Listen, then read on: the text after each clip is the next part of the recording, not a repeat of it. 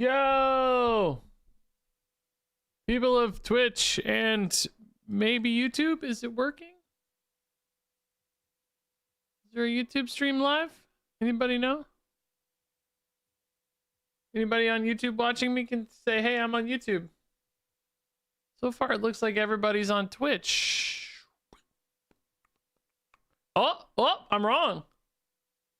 There are people on YouTube. Hey, there you are, people. We did it, YouTube. There it is. Yes, we are live. Yes. Okay, sweet. I have both the chats together, too. That's perfect. Okay. Cool. Let's go. YouTube here. Hey, I'm on YouTube. I'm on Tube. Nice. Okay, sweet. How do I go to that page and find the chats there for any events? I don't know how to know if somebody does like a super chat or a sub. This sounds like I'm asking for somebody to do a super chat or a sub right now. I promise I'm not. I don't care.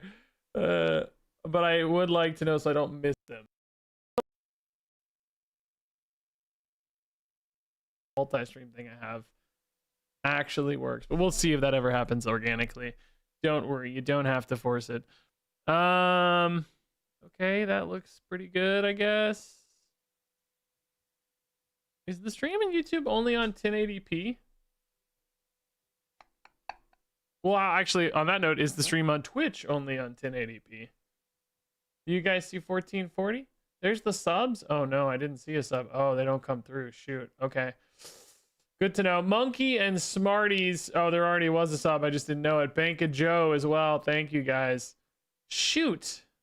They don't come through on this multi-stream chat thing. Dang, dude. Ah, that's annoying.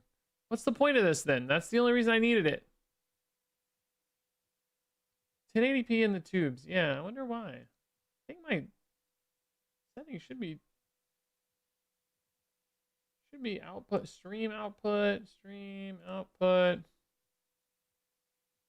Oh, I have it set to 1080p on streams. Oh, okay. I didn't know why. I guess it's not. I usually do 1440p for videos, but I guess for streams I have it set to 1080. Well, that's why it's at 1080. I mean, it's fine. It doesn't really matter, but I just wanted to double check. SkyShard on mobile. I would like to, man. I don't know if it can happen or not. I'm afraid it's gonna take too much time or work. I don't know. Ben and I are gonna have a big chat here in the next couple weeks after Steam Next Fest and see where we're at and just plan for future. Like basically the amount of stuff we do for SkyShard depends on the amount of, support we have and potential for it or whatever. I mean, either way, we're going to finish the game and get a good, fun, finished game out there. But expanding beyond that, it's just, we'll have to see how it all shakes out. I'd say so far, Steam Next Fest has been a moderate result. It's just kind of what I thought it would be. You guys heard me talking about it on my video. Maybe some of you watched. I'd say a moderate result. I think doing better than some games, doing worse than like the tippity top, which it's kind of been our really the entire result pattern we've had is like fairly moderate results, which is better than awful results, right? A lot of games would kill for moderate results. So I'm not unhappy about it. Just that's where we've been like the whole way through, it feels like. What's been the best part of making your own game? Like just learning a million things maybe about everything. Like just learning about managing people and audiences and learning like all the intricacies of Steam and like viewer and player behaviors and game design and like everything. I don't know, there's just like a million things. I honestly am so excited to make another game. Like I mean, like I want to finish this game so we can start on another game, what engine? It's Godot, which is like an open source game dev engine. But yeah, we can talk about more SkyShard stuff later. I'm happy to answer questions, of course, but also want to play some Snap. Saw the SkyShard stream with Binks, looks super fun. Oh, thanks, man. Yeah, we had actually a really good run. That was actually a super fun stream. Hey, Vanabi with a new membership on YouTube. Thank you, Vanabi. This YouTube, okay, I have an idea. Well, shoot, I don't think I'm logged in on my YouTube on this other computer, it's gonna take me a nightmare. I have a dual stream setup. I have 3 monitors, and it's always such a pain to do them all. Hold up, maybe I am logged in. Hold up. This might make my life so good and easy. I might be a genius. He says as something incredibly lucky happens. No, I'm not logged in. Wait, I am logged in. Let's go. Easy. I actually probably don't even need to be logged in. I think I could just pull up the stream anyway, actually, now that I think about it. The chat's publicly viewable, so it doesn't even matter, but I am logged in. Life is good. Let's see here. Give me 1 second, guys. I'm going to have everything set up just perfectly. You can tell I do this a lot, and I'm a big-time professional. I mean, that used to be true. Not so true anymore. All right, now I think I'm going to have both chats in the same spot, so I don't have to constantly do this the whole stream. It's going to be delightful. You guys might hear a loop here for a second. Yeah. Let me mute myself. Let's load up that chat. There we go. Bada bing, bada boom. Both chats in one place if it ever loads. There it comes. Boom. Vanabi with a 40-something amount of super chat. I don't recognize that currency denomination, but thank you. I also have no idea what that converts to, but it doesn't matter. It's all nice anyway. Thank you, Vanabi. Regina should run the channel. Yeah, she pretty much does, man. Like, she runs the scheduling anyway. That's for sure. I can tell you that with 100% confidence. She runs the scheduling. Can I see viewers on YouTube? How many 198 watching there. Okay, that's cool. And 293 viewers on Twitch. Is that right? That seems high. Is that accurate, guys? Hey, Milano's out. Cool. Is that real? 298 viewers? Oh, Kirsten Lopez, I'm sorry. Don't worry. Hey, Jerks, dude. What's up? Love you, Regis. Oh, my God. What a name from the past. Hey, Jerks. Hey, Red Fox and Master. Thanks for the Prime subs. Take with the 60-month sub. My God. Doesn't seem possible. I've streamed for 60 months. It's been about 60 months since I've streamed, I think. I haven't played Snap in weeks since I downloaded SkyShard. That's actually a really high compliment, man, that we're competing with an incredible game like Snap, you know? That's a big time praise. By the way, guys, I'm just gonna like play some Snap for a little bit. I just need to rank up, and I didn't, you know, I'm not making like a deck video or anything because I think we're gonna have an OTA tomorrow, if I remember right. So, you know, the video I make might be outdated by tomorrow, but I am going to open some reserves and record a video for that later. And I'm going to have you guys like chatting alongside me or whatever for that.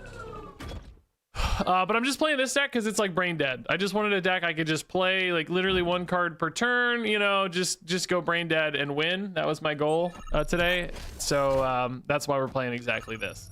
The brain dead 1 card per turn deck. Surely I can't mess this up. Hey, good hit there. Dang. I think you just go cannonball mid, right? Just go ahead and use your Mercury already. Just delete a guy. Probably it could be an even bigger guy. They have priority. Get a raft card for next turn. Move Mercury somewhere and then just play a Doom, maybe. With Rickety Bridge, we cover pretty hard. We might be better off with like an Alliath, potentially. Khonshu, Star-Lord going in there for them. All right, we win the raft and they don't, but this is not the best. We have a huge lead mid. And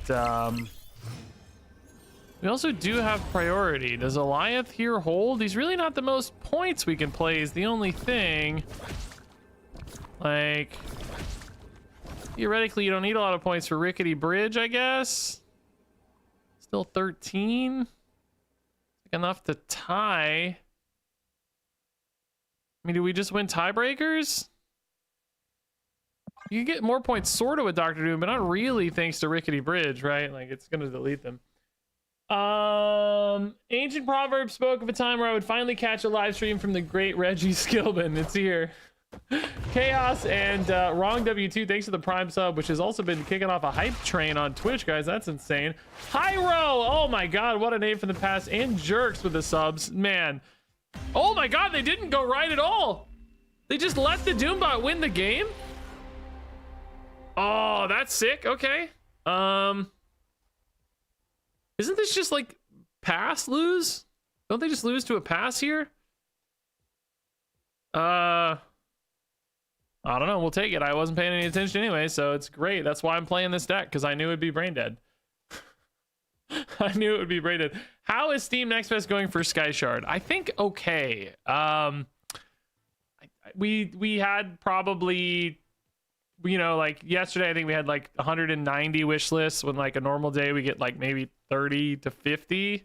So, you know, 4 times bigger than normal. But I think some games get like 1,000 or something, you know, or more. You know, if you're at the very top and like go nuts, you know, you can do. So I think just, you know, some games were only get, like I was checking Reddit, like some games are getting 10 off Steam Next Fest, right? So it is very much kind of a feast or famine thing, I think. And, you know, I think we did in the middle. So good, like, you know, it was nice. It was a bonus. It's extra, but not like that's. But I was saying earlier, that's been our whole story. Like, I think the whole time it's been moderately well received, which I can't really complain about. Like, that's fine. Lucas, a new member on YouTube. Thank you, Lucas, for the membership there. That's very nice. Thanks for the birthday wishes, Reed, just a couple months ago. You really made my day. Oh, no problem, dude. I'm happy to. Oh, dude, you could do this. He could all move. I don't know if that's good, but it's pretty cool. Spider-Punk also actually is pretty cool if I think about it, man. Do you just Spider-Punk here? Just move all of them out? It's just like free 20 points? I'm doing it. I don't care. We're gonna run out of board space, but I don't really care. It's really fun.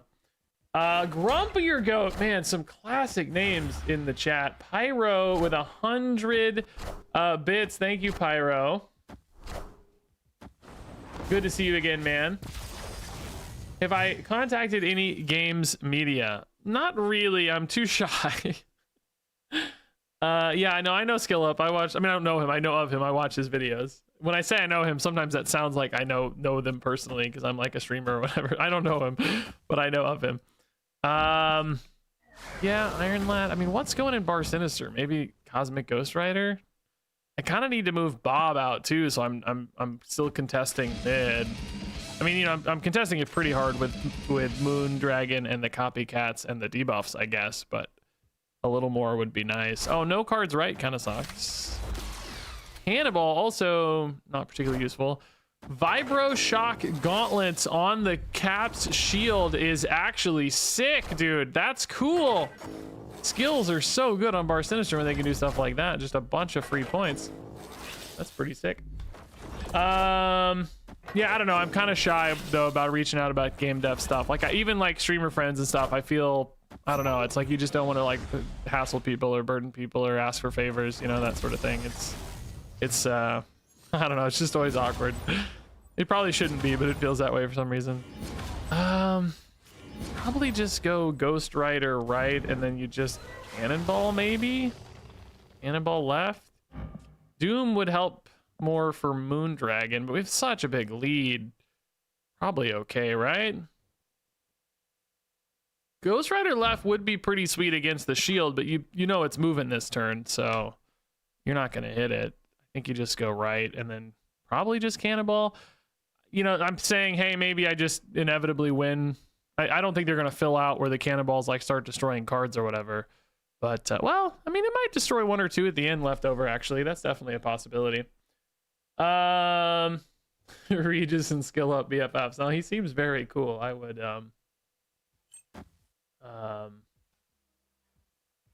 I would love to know him. I like his videos a lot. I think he's one of the better writers as far as like reviews are concerned. Oh, catching that Devil Dino would have been a sweet play, but we missed it. Yeah, I mean, this has got to be the move, right? Drax arguably could get bigger. I do have priority though. Maybe you just go stature. Priority sucks. I mean, this is the biggest card I have, right? Like Drax, again, in theory, but he's just the same. So what good's that? I don't know. This may not hold. It holds. Let's go. So what is this? YouTuber streams for 50 people? Let's see. It's so crazy that a 2 million subs YouTuber streams for 50 people, and you're like 10 minutes in, already have 500 on both platforms. Yeah, the thing about YouTube subs is they don't really mean anything. It kind of sucks in some ways, but what happens is like a lot of channels will like blow up, you know, in a given like game or whatever. Like Fortnite, you get 2 million subs because you have like 6 months where you go crazy, right? But YouTube really only cares about like, you know, now, algorithm fit now, basically. So as soon as you fall off those peaks, like it's more about just like how much of the audience is engaged currently, which it's tough because like you do all that work to get all those subs and then YouTube just stops, you know, stops supporting you with them, which even happens to me really, because like Snap obviously has fallen off, right? Like I have 250,000 subscribers, but my videos don't sure as heck don't get 250,000 views, right? They get like 40. So it's just how it goes. It's not a big deal. Yeah, Mercury's really good there, and Pristinium. Is SkyShard coming to mobile? I hope so. I don't know. Maybe. I was saying earlier, Ben and I are gonna have a big talk like the next couple weeks after Next Fest or whatever, and try to sort out some of that stuff about plans. It really just depends on like forecasting, you know, in other words, do we spend another 6 months doing all of this crazy stuff? Do you spend 2 months doing more stuff? Like how long do we kind of budget out finishing the game? Like the game's gonna get finished no matter what. Like that's a baseline, you know, expectation. We know that's happening, but then beyond that, how much kind of indication do we have that the reward will be there for the investment, basically, right? Like will there be an ROI on that is always the question. Yeah, let's just go Cannibal now on Curve and then finish with Doom or Alliance. That's perfect. That's why I'm playing this deck, because it is brain dead easy. No! They're getting a much better destruction than I am here, unfortunately. I'm losing my 2099. We are playing just a straight up mirror match too, is funny. They can move their Mercury out for points. I think I still just go Dr. Doom though, right? It's not flashy, but it's just good wide points. I don't have a priority for Eliath, so we're really strong, right? Well, I mean, not like insurmountably strong, but pretty strong. If they move Mercury away, they do need help, but they could also just play a Dr. Doom here and kind of win for free since they're already ahead, right? If they have the Doom in hand, we pretty much... Oh, they do have the Doom in hand, but they did not open up a spot for it. I am absolutely mystified as to why.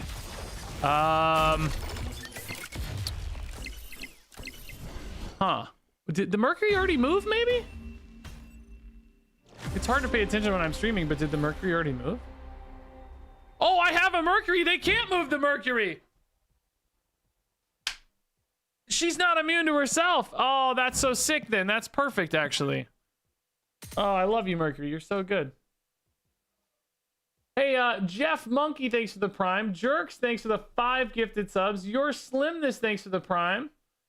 My God, guys, a lot of subs and stuff. That's always very nice. Hey Reed, just been watching your videos since I started playing Snap a couple years ago. Got a daughter same age as yours too. Really enjoy your content. Thank you, dude, from the UK. Oh, that's nice. Somebody sent me the cutest video I've ever seen the other day from the UK. It might have been you, actually. I don't know. They sent it to my email. It was like their toddler. It's similar, I think, is to my toddler, like 2, 2.5, 3, whatever. They were like asking her. I'm not gonna show it because they didn't like say, "Hey, show this off," but. They were like asking her, what are we gonna put on the telly? You know, with the charming British accent or whatever. And the little toddler was like, Regis! I loved it, dude. Oh, my wife loved it. It was so fun. They don't go into Hydra Bob, do they? They go mid. Oh, well, that makes sense. Okay. I guess I didn't really want to... Maybe not worth it there. Drax could actually still end up left sometimes, but kind of unlikely. Copycat, what was she? Marrow, yeah, that's right. Mercury can end up left. Okay, I think Moondragon's too far gone this game, so that's good. Chromatic Shop, thanks for the Prime sub. Started replaying Physical Magic and have spent more since November than I've spent on Hearthstone in over 10 years. That's why I've always stayed away from it. I'm too worried about going overboard. Johnny, thanks for the 16 months. That's very nice. Speaking of kids, my wife is due in 2 months. Any advice that no one ever gives? I don't know. I would just say have fun, maybe. I think it's I don't know, maybe people give that advice. I don't know. I think it's potentially a very, very fun time. in people's lives, and I understand that everybody's circumstances are different. It's not everybody has like the luxury to have fun, because you know, just life and stress, and I get it, you know, time, etc. But as much as you can, anyway, I'll say, try to have some fun, because I think it's like a once in a lifetime period. You know, you only get to enjoy your kid when they're a baby or a toddler, you know, whatever is, you know, for a fleeting couple of years, right, out of your entire existence. And they're like the most magical kids, right? So it's kind of sad that you only get to enjoy them for a little while. So you might as well make the most of it, right? I guess we're just setting up for another great Dr. Doom here. So, you know, just try to sit back and occasionally just appreciate how awesome it can be, even though they're pooping on you and they're screaming and you haven't slept in 3 days. Like, yeah, that stuff happens. I'm not going to pretend that's not real, but you can still find some magic in those moments, I think, if you look closely. So just don't forget to you know, enjoy it some, as much as you can. Yeah, there's some good advice in chat there too, which is that, like, sometimes you just can't you can't get everything right or know what to do or prepare everything. You just sometimes have to use your instincts too. Like, that's good, right? I think that's good advice. Babies have been surviving for a long time without books and videos, and you know, your body and instincts and brain in many ways are just coded to do this. So sometimes just keeping that in mind is nice. I'm hoping I don't lose left here. Oh, vibraniums are sneaky, yeah. Wolverine again could lead to a not enough. 9 actually. Oh god. Don't. Oh, it's fine anyway. It doesn't matter. Anywhere wins. It doesn't matter. Oh, Phantom X. Oh, it does matter. God dang it. I could have moved Mercury left, and I would have won 11 to 10 and 10 to 9. Well, I mean, I guess she got deleted, but you know, maybe something else gets deleted that loses me the game though. Dang, dude, really? I don't know if there's really a better line for us there though. Kind of how it rolls. Slush Death, thank you for the 6 months. When your baby is teething, give them frozen waffles as treats. I love chat. It's got like a lot of practical stuff. I'm like spouting this philosophical nonsense about the joy of fatherhood, and they're like, bro, you got to get that baby some waffles. I think that's really funny. Oh, I was gonna say I'm really annoyed that Moondragon gets lost, but I guess we get an extra Doom now. That's kind of sweet. Might as well go right. Bro, get that baby some waffles, dog. That's funny. Whoa! Mr. Slush Death, holy moly, my goodness gracious. I'm gonna have to buy the baby some waffles because Mr. Slush Death just dropped 25 gifted subs on Twitch. Good lord. Thank you, Slush Death. That's actually nuts. Drax here's just totally chill for me. Yeah, I like that. Moondragon, I think you might have missed your time. I mean, maybe turn 4 you're still okay. We got a chamber for sure, you'd feel all right. I think otherwise you just play Mercury, don't you? Slush Death, man, everybody getting gifted subs. I'm not gonna read all those names because it'd take me 35 minutes. But that is amazing. Thank you, Slush Death. 50 total gifted subs, by the way. Man. Yeah, let's go Mercury. I mean, do you go Sam just because he's a reliably large target to hit for your cannonball? From a power distribution standpoint, oh, I can't even play Cannonball. Dream, god dang, Dream Dimension, dog. Man, I guess there's a chance I play him on 6, right? What am I playing next turn though? Iron Lad, Chamber, Drax. I might play him on 6, but I doubt it. Dude, it's already hard for me to pay attention. Streaming makes it impossible. Forget this, dude. I can't play on stream. I can't play on stream. I think this is a sign you should stream more. You're right. You know, I'm not going to be shy about it. You're probably right. I honestly may have to start streaming more because my YouTube views are tanking in Marvel Snap, which we're going to talk about a little bit. I'm going to do a one of my little discussion video thingies here for Snap and talk about that. It's, well, you know, when I open reserves and rant, I'm gonna have you guys rant alongside me and read your opinions and stuff this time, because Snap definitely seems to be hurting a little lately. Like, I'm not like going out of business, don't worry, nothing like that. Just streaming here and there might help a little stem the bleeding a bit. Yeah, DD is the worst location ever.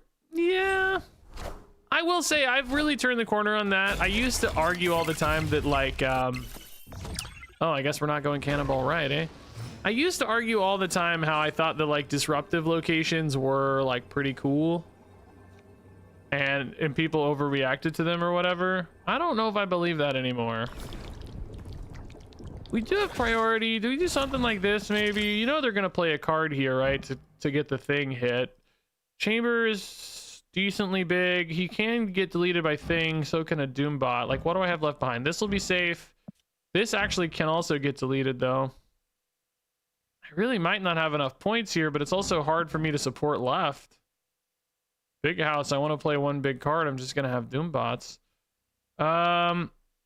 If the shield moves out, there is a chance that Ghost Rider's just better, maybe, right? Because the thing moves into the second slot.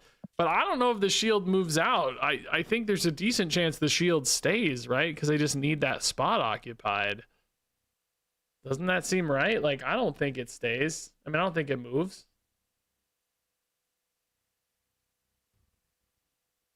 Shield can't move. Dude. Mercury. Forget about Mercury every freaking time, dude. Every freaking time Mercury, shield can't move. So, yeah, it's definitely not Ghost Rider then. Is it ever this to just try to hit a Doctor Doom? That's another interesting question. Maybe you win left with Doctor Doom? That's the play. That's the play. Doctor Doom, ship it. 1 and 3. Easy win. Easy win. You're this good. Nothing else matters when you're this good. I'm just too good. Oh, Aurora. We're fine. Oh, we're still fine. Yeah, we're totally fine. I'm just really good at the video game, guys. Perfect. Didn't even need a Doombot to lose any points elsewhere. I'm just so good.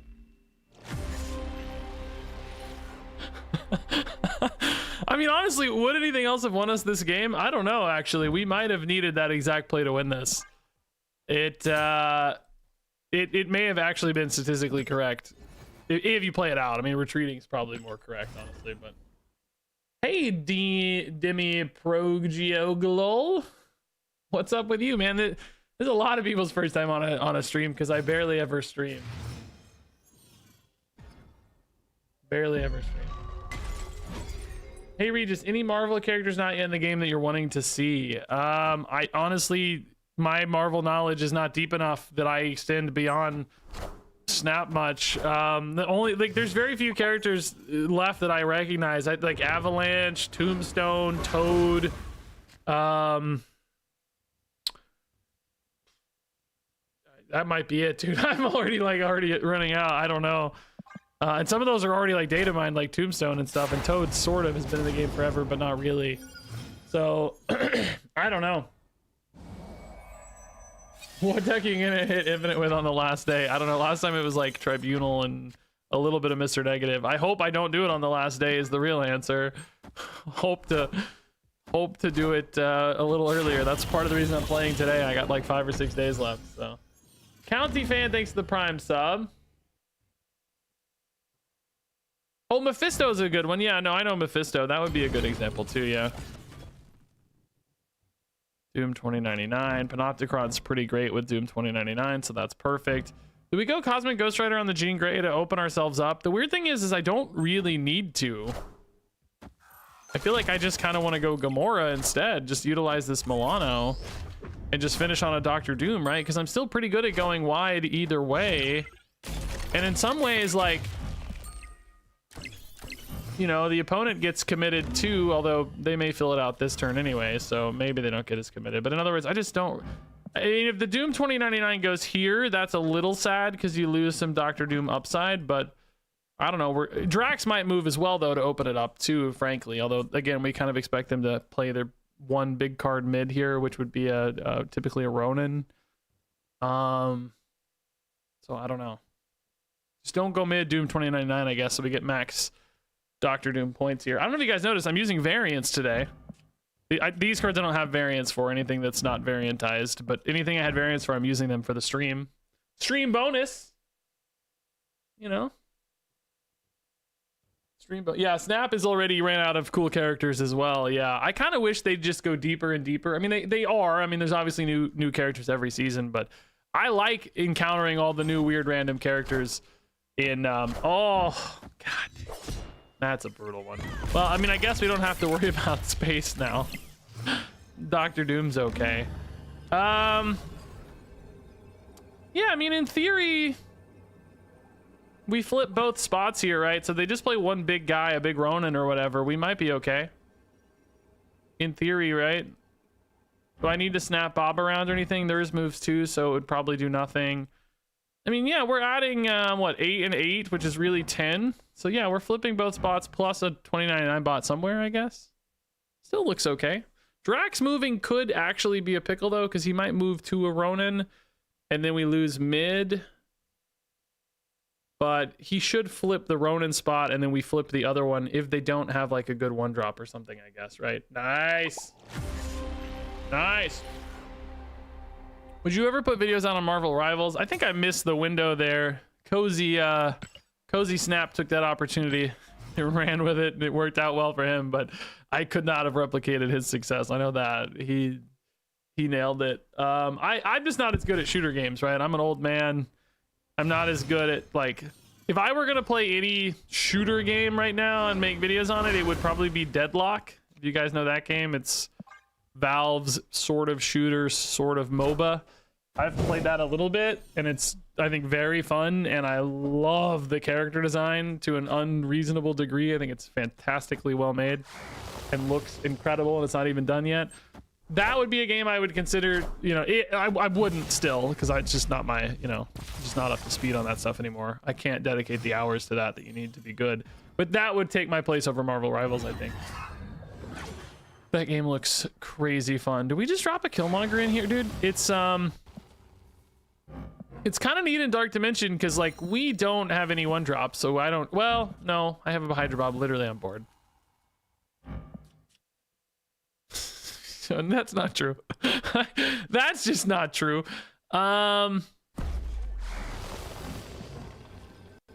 Might be okay anyway. I'm just thinking, like, does the opponent have, sometimes these decks have, like, you know, a hood and a demon or something. They're not going to get one from me, but it's also just a Moondragon. Does this actually proc the Moondragon this turn, though, is a question I don't know. It didn't. It glowed when I put it down, but it didn't. Don't some of these cards interact with, like Shulao counts cards played that aren't revealed, right? But some things don't. I don't understand the rules on that. Like, I'm not going to argue against it because it does say played, not like staged, but I think Shulao counts those. I think Shulao would have seen that, so I don't, it seems like there's some inconsistencies there. Did I hear Deadlock, says Dara? You did. You did indeed. Turn these off, develop a body here. Moondragon gets buffed. I mean, I think, are we just better off going away from Moondragon and just towards more Doombots? Probably, right? I don't exactly have a great finish yet. Dr. Doom would be the dream hit. If you get a Dr. Doom, you want to have more space available, right? Copycat deleting nothing of theirs yet. If I play into the Mercury, though, in theory, Cannonball becomes a risk, but it would only be next turn. And they could also, of course, move the Mercury anyway. So Black Bolt, getting rid of the Mantis. All right, I like this, like, Mill style deck, which I always thought was a bad name, but don't go mid. Nice. Okay, so Dr. Doom top deck here saves us. Mercury. Boy, not exactly the greatest development here. I mean, you got to obviously just play one card. I think from a power distribution standpoint, you're going to add at least 2 points here. Usually, yeah, he's not a Dr. Doom, so he doesn't get buffs. So you're going to add 2 points here at least. Usually you get a third or more, because, I mean, you get a third Doombot, giving you another 3 points. You'd kind of be adding 5 points. So usually we flip that. I just wonder, like, maybe you're better off doing this and forcing that. You got 11 points here anyway. I might as well take 6 here. Yeah, that's probably better. A little bit worried about the Doom exposed left as well to a cannonball, but I think we cover if they do that. We should be fine because there wouldn't be any points anywhere else. You'd win mid and right. I think that'd be okay, probably. Does right even summon Doom bots? Oh, actually, good question. It didn't work with Moondragon. Yeah, I don't know. Maybe not, actually, honestly. Well, it's end of turn, though. No, it should, right? Well, no, it's end of game, though. Yeah, it may not, actually. It didn't work with Moondragon. I maintain I think it would work with, like, Shulao looks at those, I think, but I don't know. I think Shulao sees them. I'm not sure. Hey, Binks, by the way. I didn't even see that was Binks. What's up, dude? We were just talking about you earlier in our beautiful SkyShard stream. How's it going, dude? By the way, I have 650 freaking viewers on Twitch. Is that right? Is this combining my viewer counts on YouTube and Twitch, or is that real? 507 on YouTube.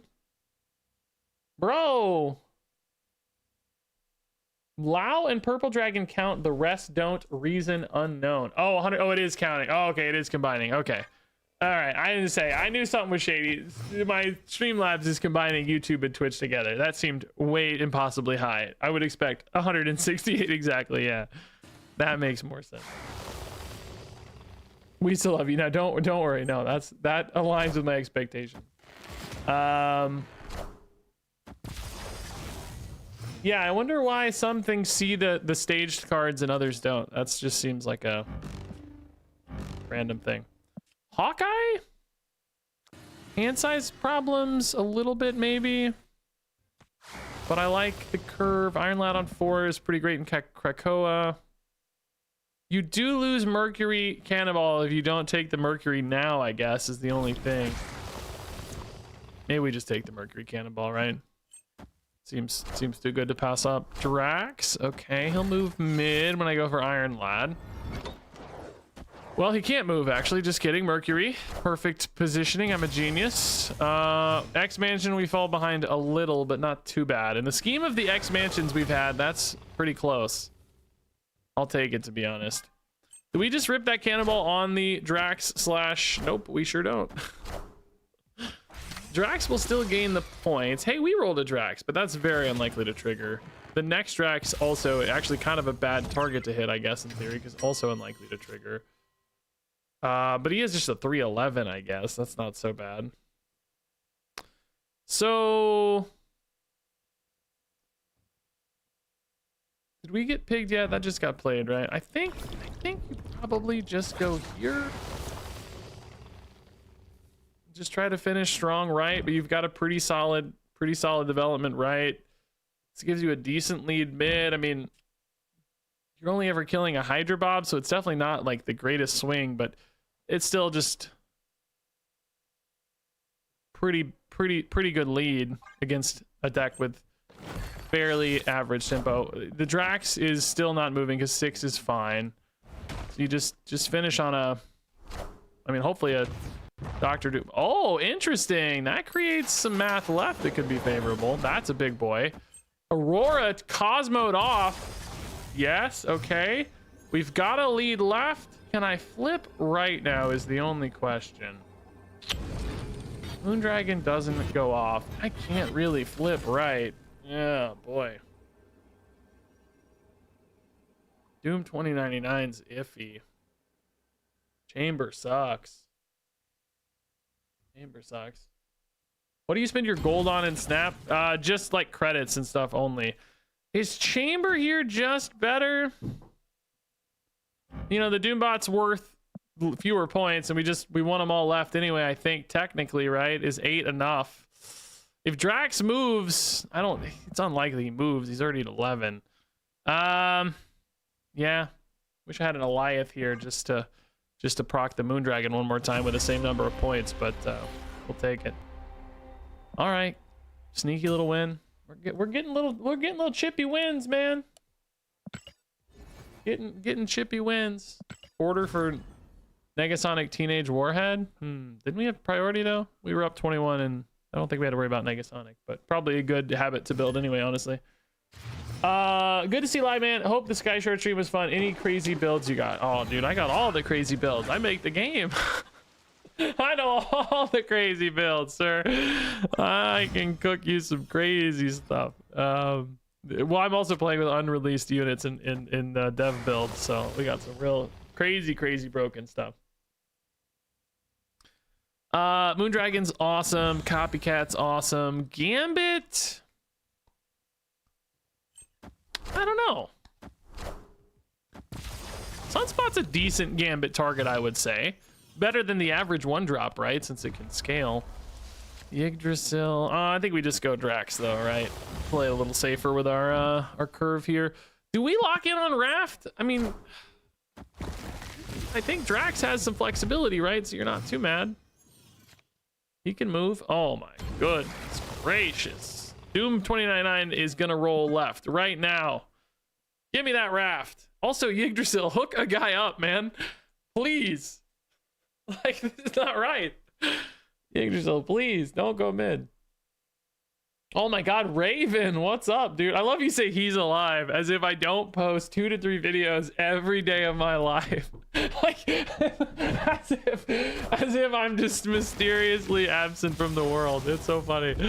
I'm here every day, always.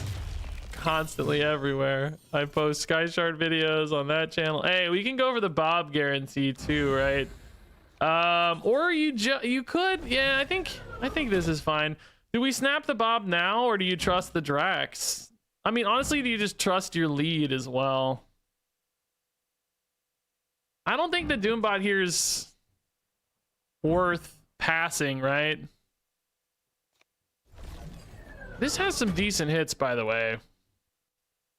If you also thought this was gonna hit Dr. Doom, you could just do this, right?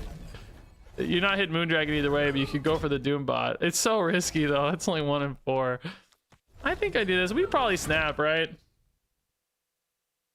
I don't think we need to go head to head on the Sunspot though. I think we just abandon that spot. Bob might go mid, but it's okay. I think surely we'll get a good enough 6-drop here to carry us. This often would lead to, well, maybe not often. Sometimes leads to priority for Eliath as well, I guess. That's a decent one, yeah, sure. I'll take it. Cannonball, no good. Although, is Cannonball off the top any good? Ooh. Do we just Eliath left and She-Hulk right? That loses to Fin Fang Foom though, right? I don't have to really worry about Artem Zola much, do I? How many points did this gain? This gained 5 energy, so they have 11 this turn. Is something like this even safer to shut down like a Foom? Hella Modok? It could be Hella Modok. You might be right. Where does the Hella go? Or the Modok? You might be right. Hella Modok is definitely a possibility. Does it go right? Is this big enough maybe that it holds anyway? Against some things it does. Drax doesn't move in that case. He got so buffed by oh, true. Gambit was the clue. You're right. Yeah. Gambit's a good indicator. Yeah. Yeah. Hella Modok goes right. We just need one or the other. Got them both. Let's go. That's fine. Is it actually fine? Oh, Black Panther Arnim Zola instead. Not what we thought, but still the same. Oh my God. Okay. Definitely Eliath right is best then, because that covers multiple problems there. Dang, dude, scary. All right, good lines that game, I think. Good lines. This deck's pretty easy to play, but still has some moments you have to think, which I didn't want to have to think today. Ever thought of doing a video where you play an old meta deck that was dominating as is? That's a fun idea, yeah. It's hard because, like, for video popularity, it's like, well, number one, it's kind of hard to just figure out sometimes, like, what the heck you need to make a video on. But sometimes it's like people only want to watch, some people only want to watch stuff that's like relevant now and is good, and then other people kind of want nostalgic stuff, but they usually still want it to be like a little bit updated, if that makes sense, not just like totally old school or whatever. So it's just like, you know, like I put out a zoo deck that was kind of like that this week, really, right? Like I just basically played kind of an old zoo deck to see how it held up. And that video did like okay. It wasn't bad or anything. You could definitely finish on turn 5 here, but it almost feels like overkill a little bit because your chamber's so strong. Can you win with like Iron Lad Dr. Doom or Iron Lad Eliath later, maybe? The opponent may decide to abandon this too, but I mean, at least Mercury has flexibility always. Minus right. Whoa! Arishem Phoenix Force tempo play. All right, let's go Iron Lad here. Let's hit Doom 2099 maybe? Drax? Moondragon? I don't know, whatever, I don't care. Doom 2099 it is. There's the Ronin playing into the Mercury for me. Nice. Okay, thank God the Doom bot didn't roll mid, I guess. Sure. This actually even lets us kind of move the Mercury out to just power elsewhere. This seems totally fine, right? Chaos Trophic, by the way, thank you for the super chat. Again, I don't actually know that currency, but it doesn't matter. That's awesome either way. Thank you so much. How is the economy of Snap? Worth it to get back to now? Heard the meta is a bit poop. I have not really been enjoying the last few weeks of Marvel Snap much, to be honest. For me, I don't even know if it's a conversation of like surely this just holds, right? What, how many points could they really put mid? We have 14, 17. Any way for them to put a number of points there? But even this almost feels like overkill. 12 points is like so outrageous. How could this really get beat, you know? But you also have like Doom bots. You could even cover right, honestly. Kind of trust your Doom bots a little bit. Doesn't this also just cover wider? Yeah, I don't know. It doesn't matter. I don't know. I will let Chad answer the question though on the monetization stuff. Number one, I'm just like not that good at answering those questions. Oh God, this Eliath is dirty, dude. He's felt very good today. We do cover all 3, yeah.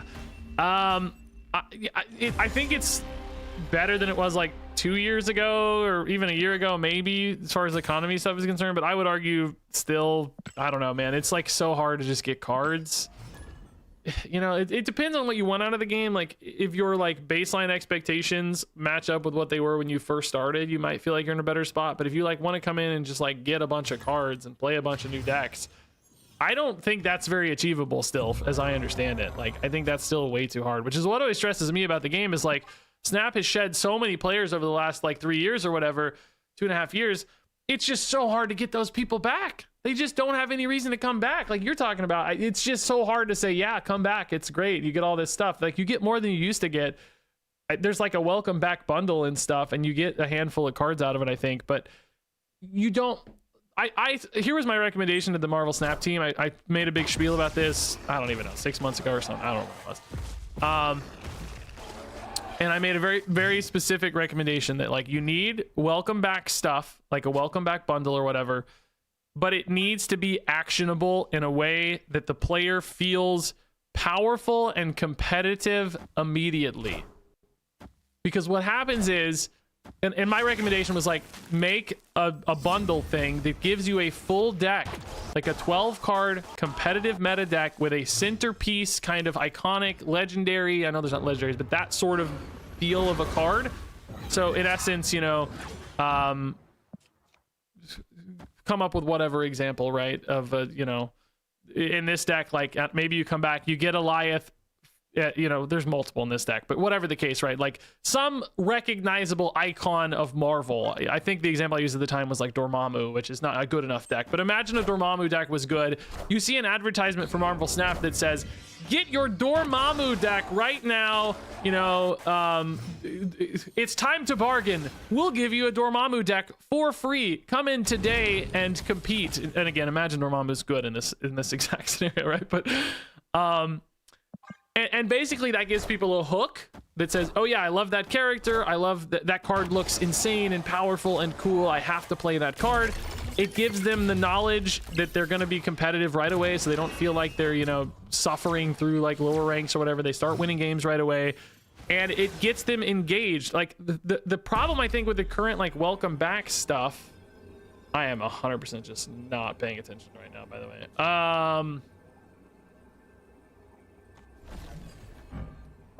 Leah, Nicholas, I mean, it's just like, just a lot of stuff going on here. This feels a lot like an overcommitment, and I'm afraid it's going to lock me out mid, but I also feel like it's going to hit for some reason. Could maybe try to spread a little wider for a potential Dr. Doom line. Cosmic Ghost Rider on Clea Scratch is like pretty appealing too, I guess. We do actually have priority this turn even, so that's kind of nice. Maybe we'll just do that. I don't know. Again, I'm ranting too much.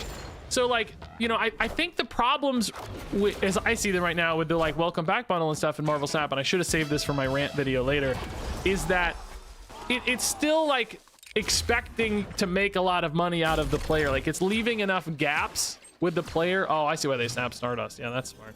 That also makes Dr. Doom some hot garbage, doesn't it? Does sort of open me up a little bit for different lines, but which ones would be any good here? Cosmic Ghost Rider becoming a 6-drop is actually kind of cool, and then maybe you just dump Gamora here. I think that's actually pretty sweet. Does that work? Oh, actually, I don't even know if this works. Is it a transform? Transforms work, don't they? It's not a resummon, it's a transform. I think it works. Oh, God. Better be a big boy, though. Better be a real big... Not a big enough boy. It does work, but not a big enough boy. The Hydra Bob left is what's cooking us here, man. That's sad. -2 over there. Yeah, Shulao, too brutal. So like, you know, they're like leaving this like monetization potential in up front with those welcome back bundles, like expecting you to complete the deck like right when you get back. They give you enough cards to entice you, but then it's like you need to spend, you know, however much tokens, currency, money, whatever to get a real deck. It's like they're trying to monetize the re-engagement immediately. I'm saying, and you know, again, I don't know their back end, I don't know behind the scenes, I don't know what any of this looks like, but you know, speculatively, theoretically, my thought is get the player in the system first, make them happy, make them engaged, complete that reattachment process to the player first, and then start monetizing them, right? Like I'm saying, if you don't get them into the system, whatever little like stopgap short-term monetization you're trying to, you know, squeeze out of them just by making them complete their return player deck or whatever, and just like get on a level footing with the rest of the player base, like, yeah, there's probably some opportunity there, but it's like it's gonna detach so many other players because they don't get there and they don't feel competitive. So it's like, can you just give them enough to make them happy for now and like reaffirm their attachment to the game? Basically, that was my recommendation 6 months ago. So anyway, this one question kicked off the most insane rant. I'm so sorry. DeSantis D, thanks for the prime sub.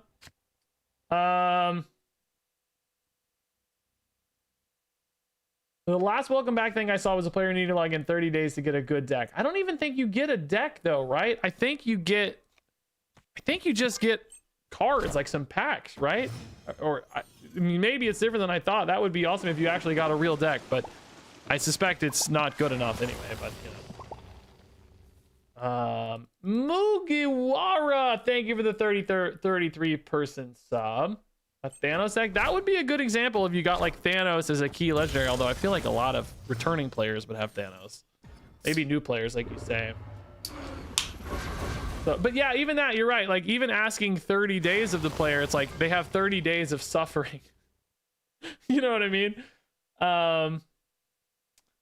Like, can't they have fun right away? Like, I know you need to keep people on the hook. I know you need to create gaps. Like, I know that progression gap is part of engagement. Like, some people just don't engage very hard if they're not also like looking for progression or whatever. I totally understand, but at the same time, surely there's some space. Cosmic Ghost Rider left looks insane. Okay. Moondragon right, holding it down. We're playing away from Eternal's arc at the moment. Moonstone is nuts right now, but it's about to get a lot worse. Do we actually... Like, there is still an argument that you could maybe peel away from left here. Like, they're gonna have 6, 9, 10 anyway. I'm at like 13 plus. Depends on what that last card is and how good it is, right? If it's like Mystique Moonstone, we're okay. If it's Captain Carter, we're probably screwed left. Maybe an Eliath could win anyway. A Bob could also chip in here. Cannonball mid. If we lost priority, could be cool, but that seems relatively unlikely. Oh, they did not play there. Oh, goodness. Iron Man mid instead. Okay, well, now I'm feeling quite good. Spectrum only buffs +2 left now. Drax went the wrong way, but we could theoretically snap him back, but I don't think we need to. I think you just go Doom now, right? Spectrum! They don't have Spectrum! Okay, we don't worry about that. Yeah, I don't see... I mean, I guess theoretically... Tribunal or something. Mr. Fantastic, maybe. I don't know how much space they have for that running Jack Flag. This looks like the build I was running yesterday, which we cut Fantastic for Jack Flag, so I don't know. Might not be, of course. Bob John, thanks for the Prime sub. Yeah, Drunk, that's kind of what I'm saying, right? Is like, give them a good deck to feel powerful, and then make the second deck the gap that pushes that engagement, right? That pushes that, you know, where they, you know, like, because if they're loving the game, they're going to want to play a different deck. They're going to see some cool card their opponent played and want to do that, right? You have to trust that system, I think. So I don't know. Anyway, I didn't mean to even answer that. I was going to save that for a rant where I opened some reserves or whatever. But I ranted ahead of time, ahead of schedule. A little early rant for free for you guys. Yeah. You need to work for your fun, Regis. Yeah. Glad I'm not the only one that's stuck in the 80s. This season has been rough. Now, wait a minute. Why are you saying I'm stuck? Why do you assume I'm unable to progress as opposed to just haven't yet? I'm saying that with some jest, but that is actually usually true. Once I try, I usually climb pretty readily. It just usually don't try until the end lately because I felt so busy, but who knows? I might actually get stuck someday. I might be. Last month, I almost took it for granted. I literally hit infinite with 3 minutes to spare or something. It was maybe not even a full 3 minutes. I know I didn't have time to queue up an extra game, so I had an 8 cuber to hit infinite right before reset. I had spent like 3 hours that morning and 3 hours the night before climbing from like 88 or something to infinite. I think I did like 95 to infinite in the last hour basically too. Wow, double Doombots here. Let's go. Luna Snow magic, so definitely trying to do something greedy and gross. What do we see? Penny Parker, so probably like Man Spider stuff. I'm actually wondering if I need to like establish a Mercury in order to set up a Cannonball clear here. Problem is, where would it be? Because mid's already clogged out. I mean, in theory, Drax does move. Does Man Spider go left or mid? You probably... they might actually really hate this Dark Dimension, huh? You know, like, normally you just stuff Doombots, maybe. But I don't know. I feel like I need to set up a Mercury, right? Do I even want a Doombot here is actually another question. I don't really need it. We have enough turns that, like, we can fill the board out pretty nicely. This is like trusting a Drax moves because of a Man Spider. But they might play it mid because they're not going to play it right. So Drax might not move. I mean, you can always do Mercury Cannonball right anyway later. So that's something, I guess. Yeah, there's the Man Spider. Drax, like we said, doesn't move though.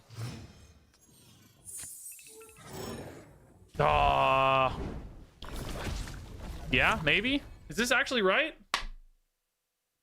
Mercury probably goes right here still, doesn't she? Set up for like a Cannonball at the end. I think this is right, man. Again, I'm gonna actually turn off the Doombots here.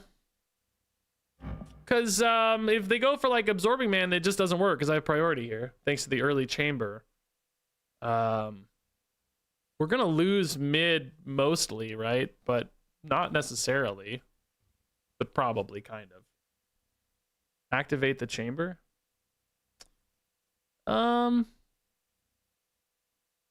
Yeah, I mean, I guess 1 out of 3 times if I play Cannonball somewhere else, but I'm probably always cannonballing here, aren't I? I mean, it probably doesn't really matter, but it's whatever, sure. Because you requested it, I'll do it just for you. So maybe an Absorbing Man gets turned off here. They definitely gonna win mid though. Yeah, Absorbing Man gets turned off. So how do they win this next spot?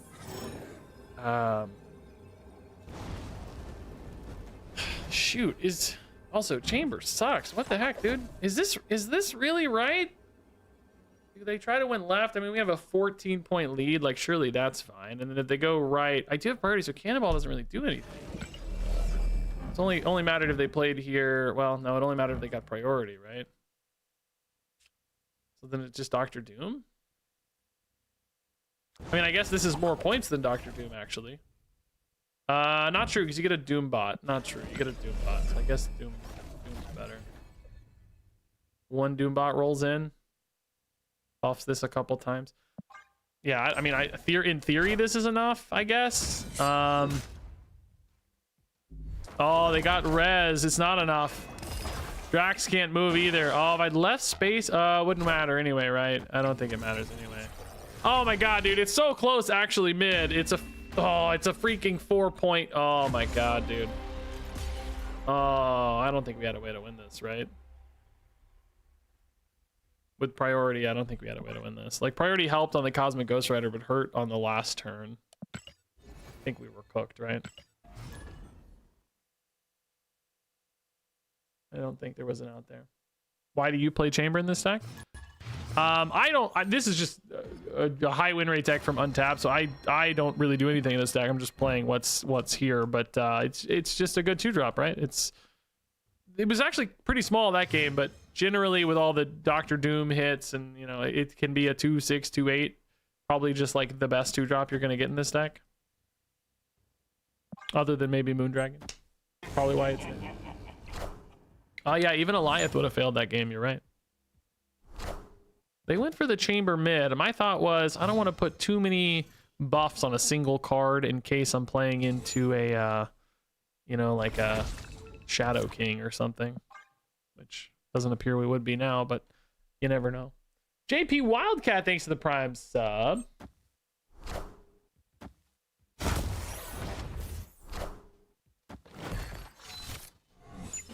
Didn't get a Doombot from 2099 until, oh yeah, the end of game thing again. I hate that works on some cards and not others. That's really gonna be that's gonna be a nemesis for me, isn't it? Chamber, do we want priority? Does it matter or not matter? From a cannonball standpoint, you probably want to lose priority, right? Well, I don't know. Chamber's a pretty great target. But I mean, I guess if there's a bigger card, you just get a bigger card anyway. So yeah, I think you just wait, right? This could also hit Dr. Doom technically, which would make the chamber even bigger next turn, I suppose. I think that chamber is a great target though for cannonball. We'll get that going next turn. Turn off the guy. They got double chamber, which is sick. Kale's pretty bad though. Hydra Bob, sure. Yeah, I think this is an easy cannonball.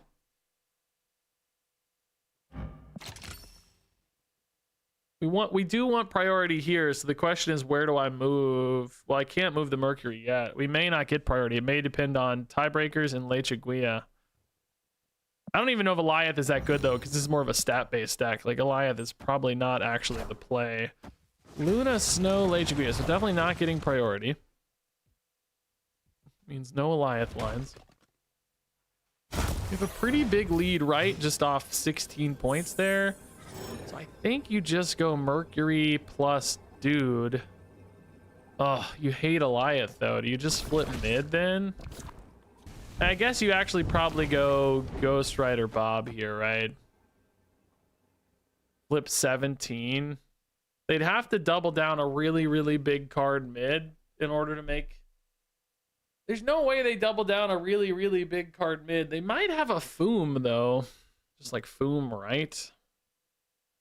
I can't really beat Foom right. I could do Mercury left and then do these mid to win 17 to 16 and then 7 to 6.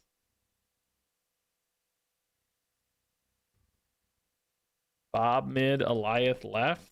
That's just less points than this. Oh no, I guess it's I do have space for Eliath over. Yeah, I can just play Eliath. Yeah. This is fine. I think you go Mercury here, Eliath, Bob. It's just 2 extra points. Yeah. Had 1 extra energy. I think it's this. 19 to 16. I don't know. Am I worried about Foom too much?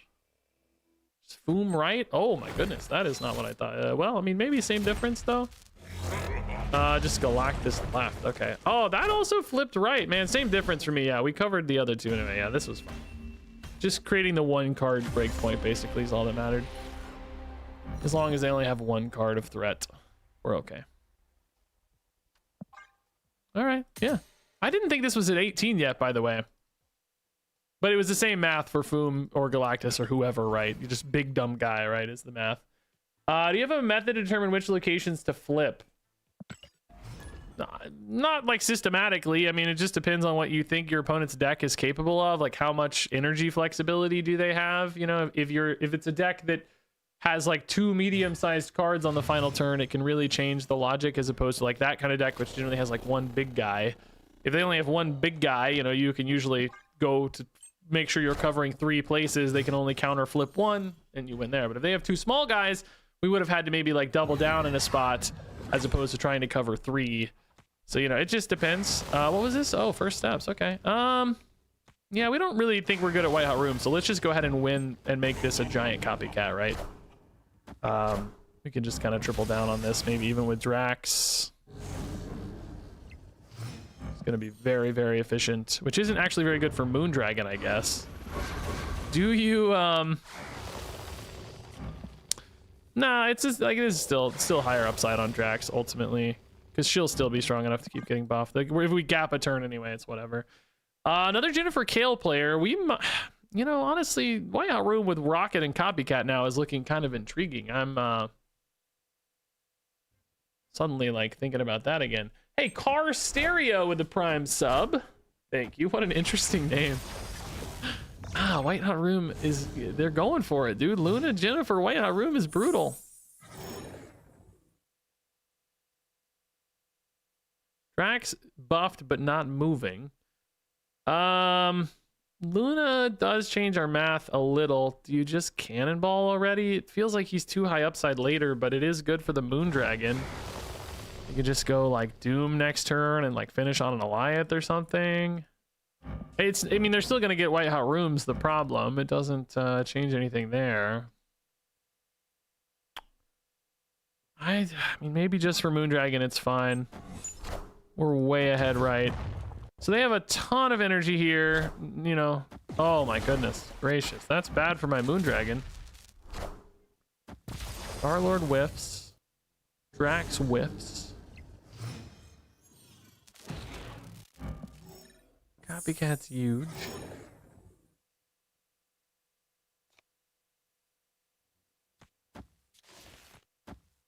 Something like this, maybe? Left becomes this really, really interesting spot with Danger Room, though. Moondragon's not activating here, but... I mean, if I don't snap, we could theoretically get locked out, right? I've got 24 points. You know, it just depends a little bit. Like, do we snap the Bob away to give ourselves some space here? Maybe. That also kind of frees you out of Danger Room a little bit, too. I love that Bob's making me actually snap. Hey, Raging Oso. Regis is live and using variants. Yeah, you have entered an alternate dimension. This is no... We're in the multiverse now, dude. Yeah, Foom. Okay, I will need some points there for sure. Drax is at least gonna scale. He won't be able to move mid. So he's just gonna get points. Yeah, I mean, actually, I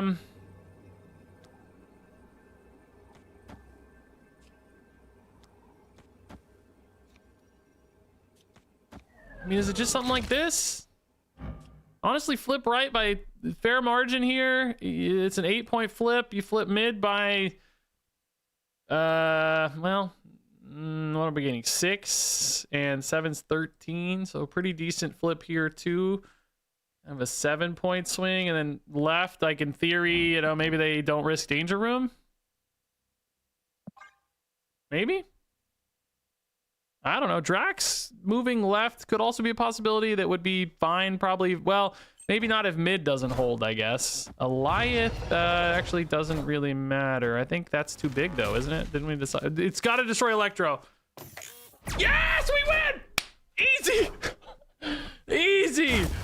Actually, are we big enough anyway? No, we're 1 point off. Yeah, I think 7 was the break point I said, right? Oh my god, the danger room actually winning me 4 cubes for once, dude.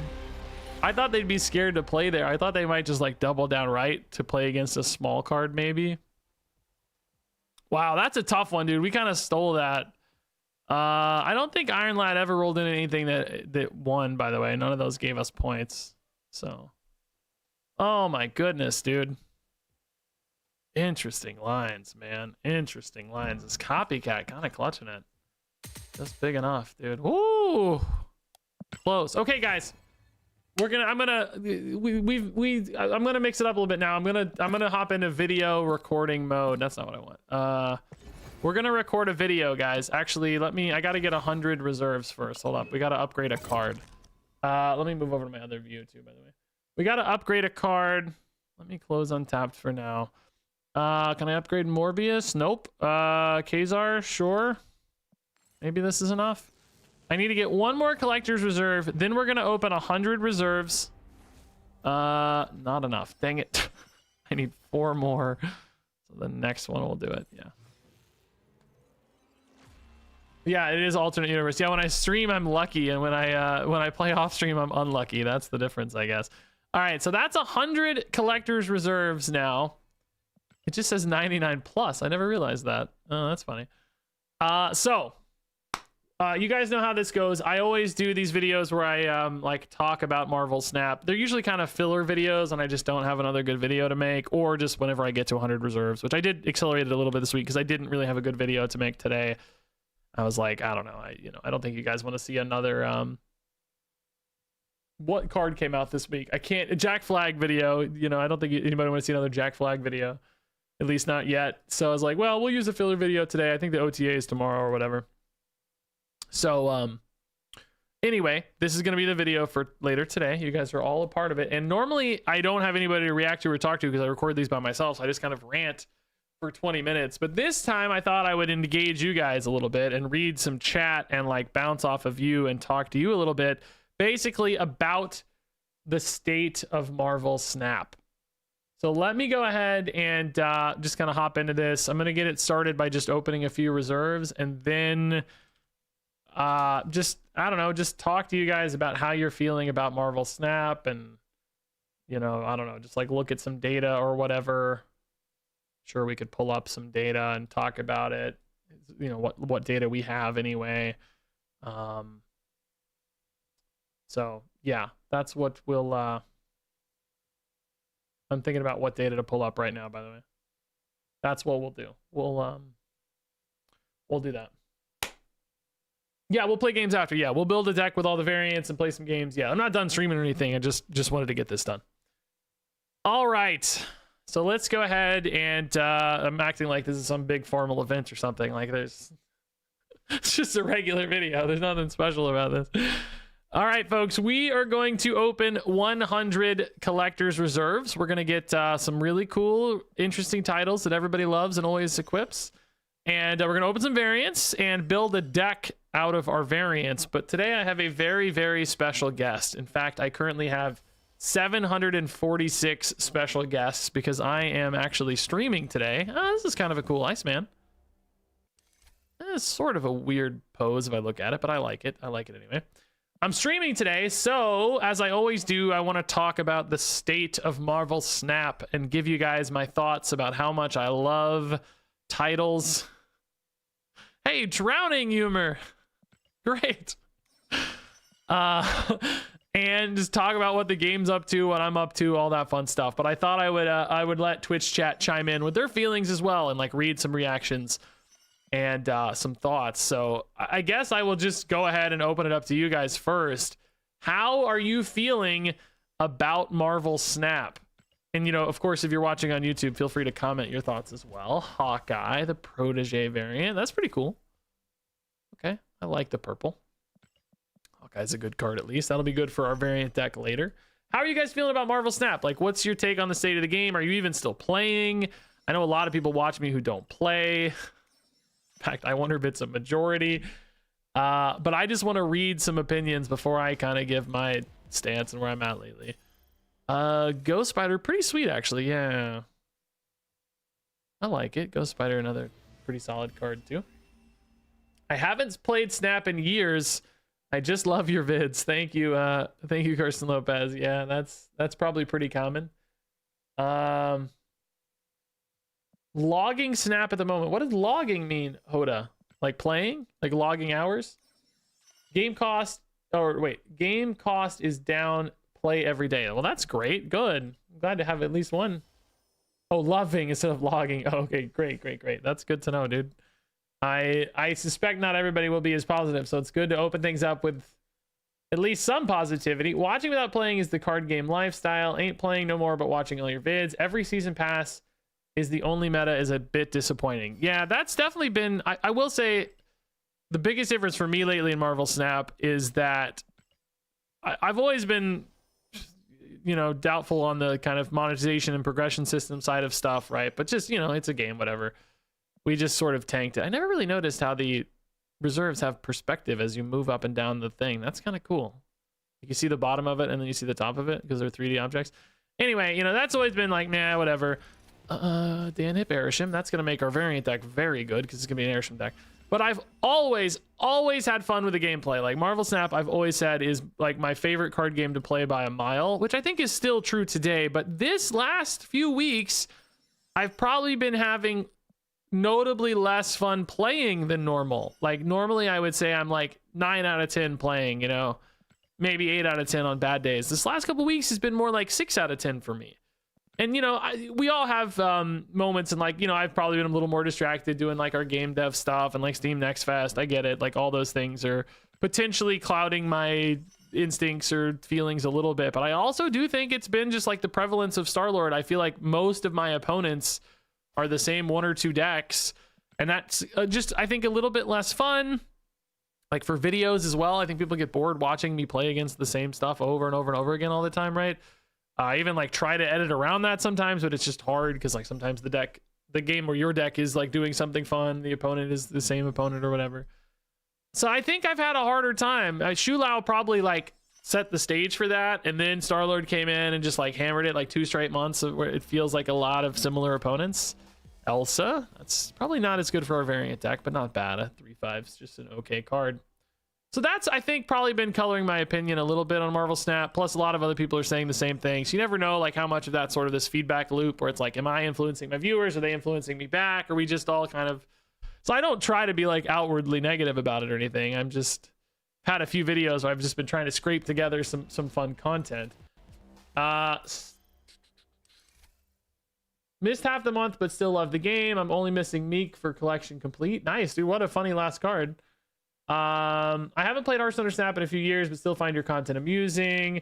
Try most of your decks I see on YouTube. Snap is easily one of my favorite games right now. That's good. I'm always very happy to hear those. Like, I'm not trying to be like, oh, let's crap on the game, right?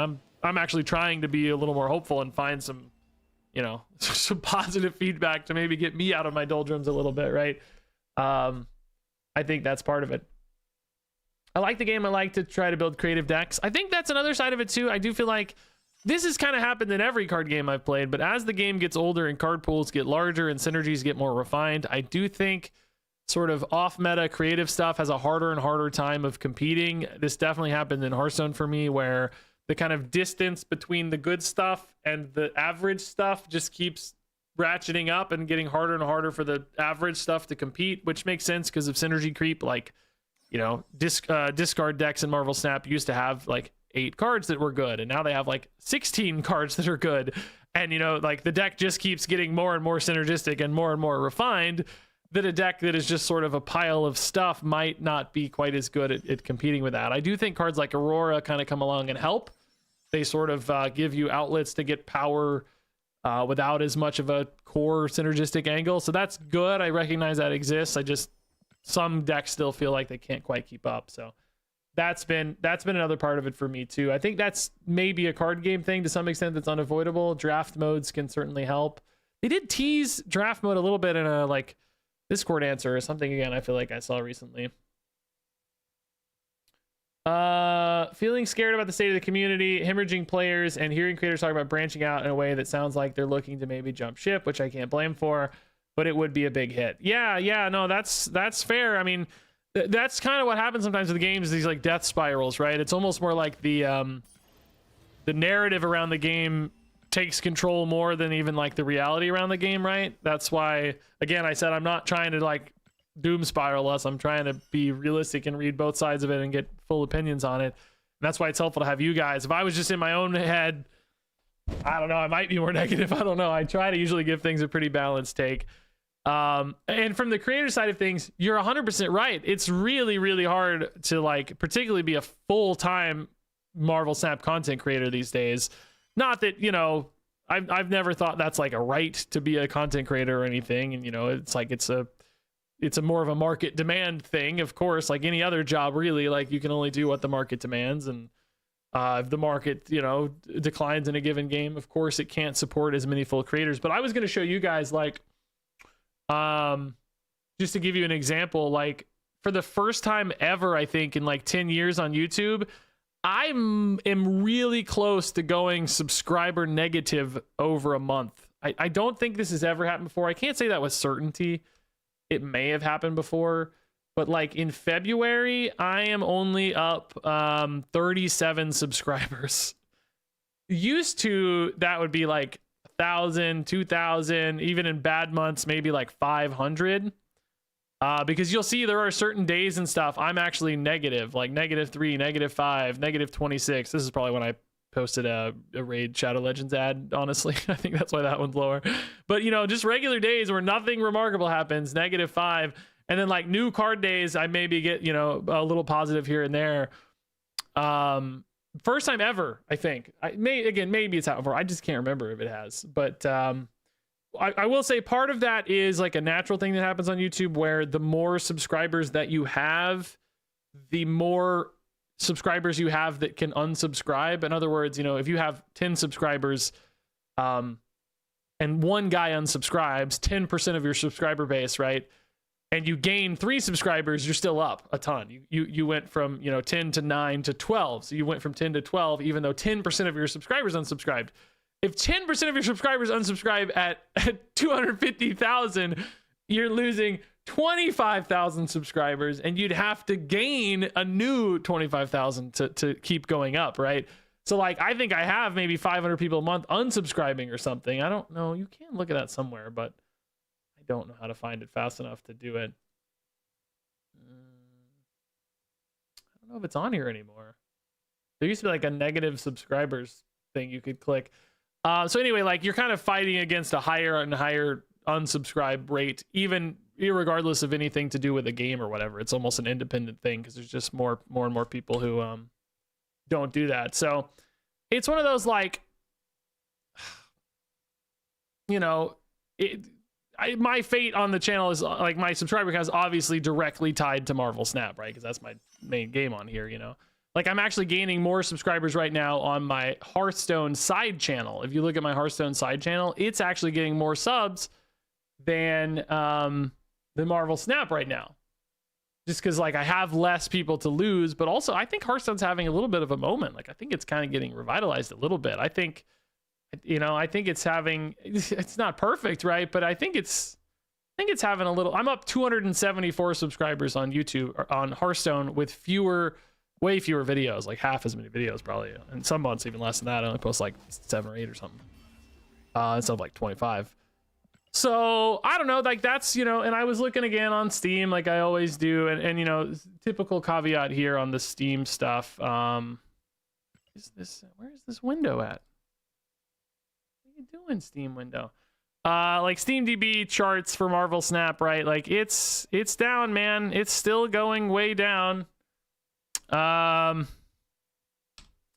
It's just going way down. I mean, you know, it's it had a bump in January a little bit for the start of the year, but now it's going back down again, you know, like a lot of red months. Again, you know, it's typical caveat. This is not, of course, the entire player base. There's not only 2,000 people playing Marvel Snap. There's, I don't even know, 100 times more probably on mobile than PC. I just don't think there's many people who play on PC at all. I would imagine mobile is 95% of the player base or more, but one could imagine that these same trends persist across both platforms, right? So, you know, if you lose 50% of your players over the last year, have you also lost 50% of your players on mobile in the last year? You know what I mean? Like if this goes from 8K in February of last year to 4K in February of this year, that's more than a half of the player base gone. Did that also happen on mobile? You have to ask that question, right? And maybe not that bad. Could be worse for all we know. That's always like, oh man, what's going on? Like, why are so many people abandoning the game? What is the core kind of problem there? And I will say too, my views also reflect that. My views went from like 80, 90,000 per video down to like 40, 45 right now, which seems kind of stabilized, but then there's still videos that are like 35. So it's like, well, a lot of the data is pointing to the game being about half as popular as it was a year ago, right? Which happens. Games lose players over time. I would argue half in a year is a perilous decline, though. Like, that seems like a lot for a game that's not like, you know, maybe sometimes, you know, a game that comes out has like a big few weeks and then it dies quickly. Marvel Snap was already established and stuff and then tanked half. That seems scary. So, you know, a lot of weird little things pointing in a lot of different directions for Snap that aren't great. So I don't know. I like seeing the comments saying I'm having a lot of fun with the game. Sorry, I said I was going to read your guys' comments and I kind of started ranting again.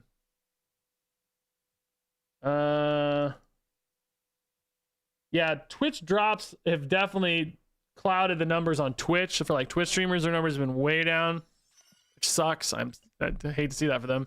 But, you know, drops were like a big part of the Twitch, like why people played.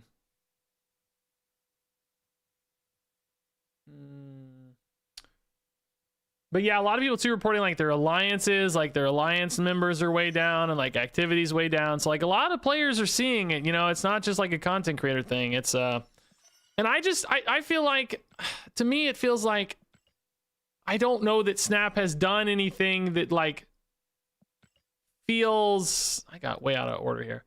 I don't feel like they've reacted in a way that seems to indicate the feelings everybody's having, you know, like they haven't done any like desperate like change to like rally the player base or anything as far as I can tell. I'm always waiting, like, when's the big announcement coming? When's the big thing to get all the players back? And it just never seems to happen. I don't know if it's just taking too long. Part of me wonders, like, has Second Dinner given up and just kind of riding into the sunset until their next game comes out? That is a sick variant, by the way. Wow. That is so cool. Love the, you know, stark red on the black and white. That is so sick. Really cool, man. Love the detail. That is a A+ variant. Oh yeah, the review scores on the App Store too hurt. It's hard. Like sometimes that scares away new players. Like that's all tough. Hey, Girthquake, thanks for the 59-month sub, by the way. That's insane. I think I missed a membership on YouTube, by the way. Ruben Blanton, thank you for the membership. That's very nice. Appreciate it. That's basically a Twitch sub, but on YouTube. What has YouTube been saying? I feel like I didn't read their stuff. Regis, it's weird for me seeing you do live stream. Greeting from Argentina, dude. Wow, thank you. Way down there. Hearthstone is the digital card game. I feel like it will always have fluctuations, but always comes back around. I think that's a pretty fair thing to say. Yeah, I wonder if they will eventually need to update it somehow in a bigger way, Hearthstone 2.0 type thing. But yeah, I think that's fair.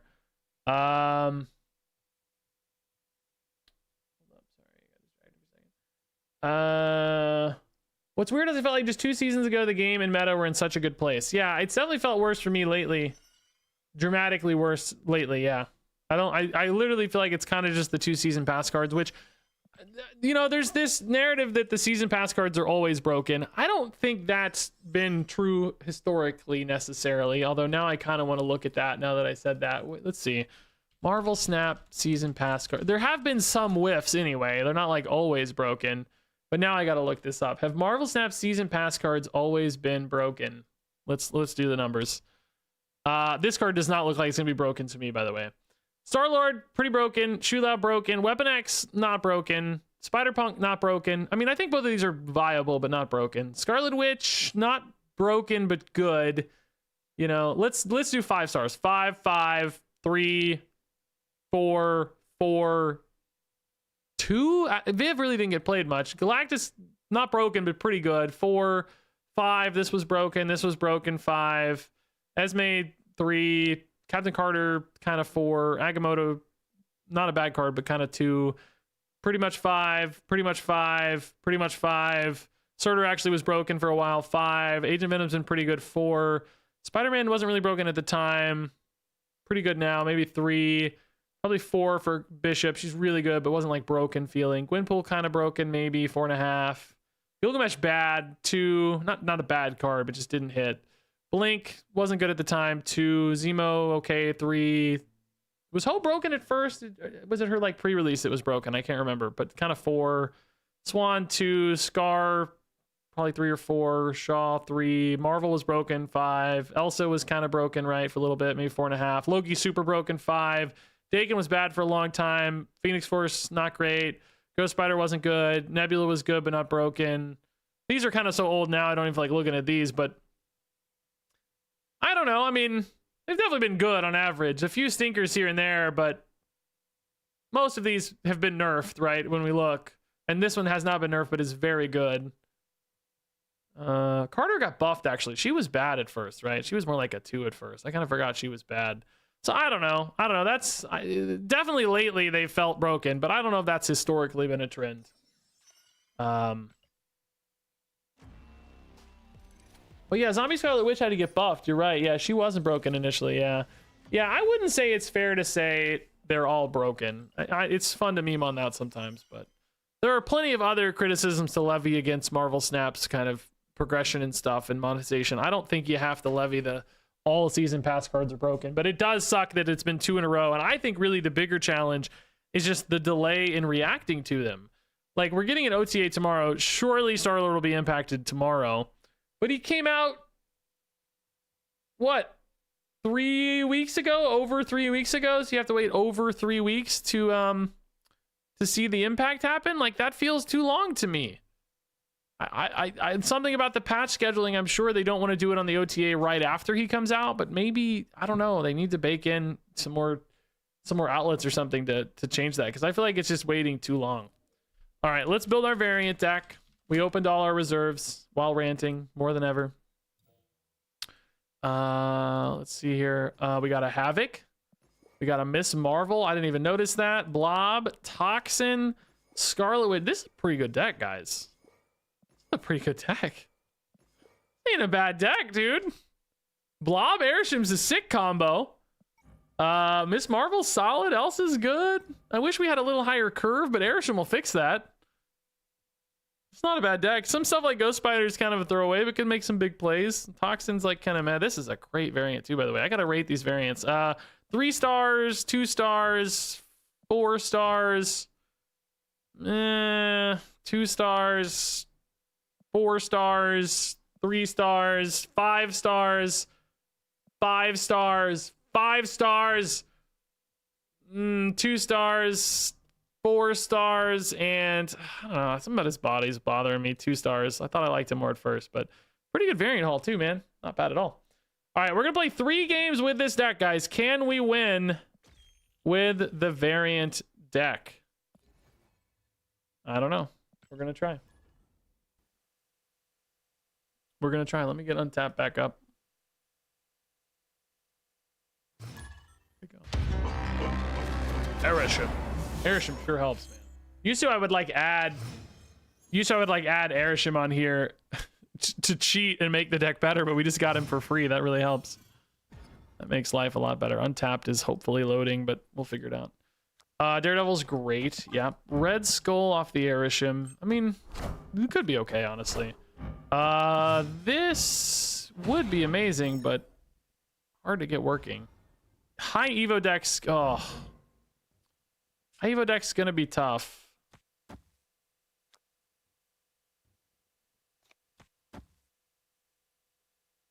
Yeah. Negative Zone. Oh man, Negative Zone High Evo is like particularly bad too, right? It's just really bad. It's tough. Why did that like animate? Did you guys see that? He animated, right? I'm not losing my mind. None of the things happened that are supposed to happen to activate him, but I feel like he just animated. I might just have to take a sneaky blob steal here. I don't know how else to win this game. I'm really annoyed they played mid again already. I mean, I guess it makes sense. Why did I put Skull mid? know why. Stupidity is really the only explanation. I think because I was set on putting Blob left. I don't know why I put the Red Skull mid. Stupidity and distraction while talking about the stupid Wild Child, I think, is why. I think your layout needs to be changed. No, it's right. It's just untap's not loading up for some reason. No, sorry. You guys get to enjoy this nice drop, this space view. Pretend you're in a spaceship and you're looking outside. I mean, Blob does probably contest the Star-Lord here pretty well. It might make them double down again, right? 9, actually. Ugh. Hoping for a bigger hit. I mean, of course, negative zone. I mean, it does hold, importantly, and we're actually somehow ahead right, technically, too. Oh, maybe we're gonna stumble our way into this after all. Oh, I literally can't add power right, though. I can barely add power. I literally can't add power left either. No way this holds. 0 chance. No, we are 100% dead. Nope. Nope. We lose. We don't care. We're only playing 3 games anyway. Yeah, it's the air. Yeah, that's what Airsham sees when he's playing Marvel Snap. You're right. That's perfect. We are gonna hold left, but we're not holding right, and I can't imagine how we'd ever hold mid with the Red Skull here. Honestly, it's like closer than I thought it'd be. It's really the Red Skull difference, I guess. Up 9 though, not 8. Yeah, I should have just played Red Skull right. It still would have lost, it looks like. He would have been what, like 12 versus 12? But they could have definitely planned around that. Yeah, I don't think it really mattered, but it's definitely not right to put him in. Do you think creators dropping off influence others to drop off? I've noticed creators on Twitter, Drew Molt, Cozy Dog, Orange, Rad, Dazarit, Blade, are basically not posting Snap at all anymore. Do you think casuals care or not notice? I don't think ultimately, I don't think most people's loyalty to creators is so much that it would like make them stop playing the game like individually. But yeah, I mean, I could imagine like an additive effect where at some level, you know, you just eventually get so discouraged or don't have enough people you like that it just kind of all, you know, it kind of just makes you over time lose a little attachment to the game and a little excitement, and you know that eventually you kind of have to have a threshold of excitement to keep playing something, right? And like you eventually kind of fall below that threshold, I think.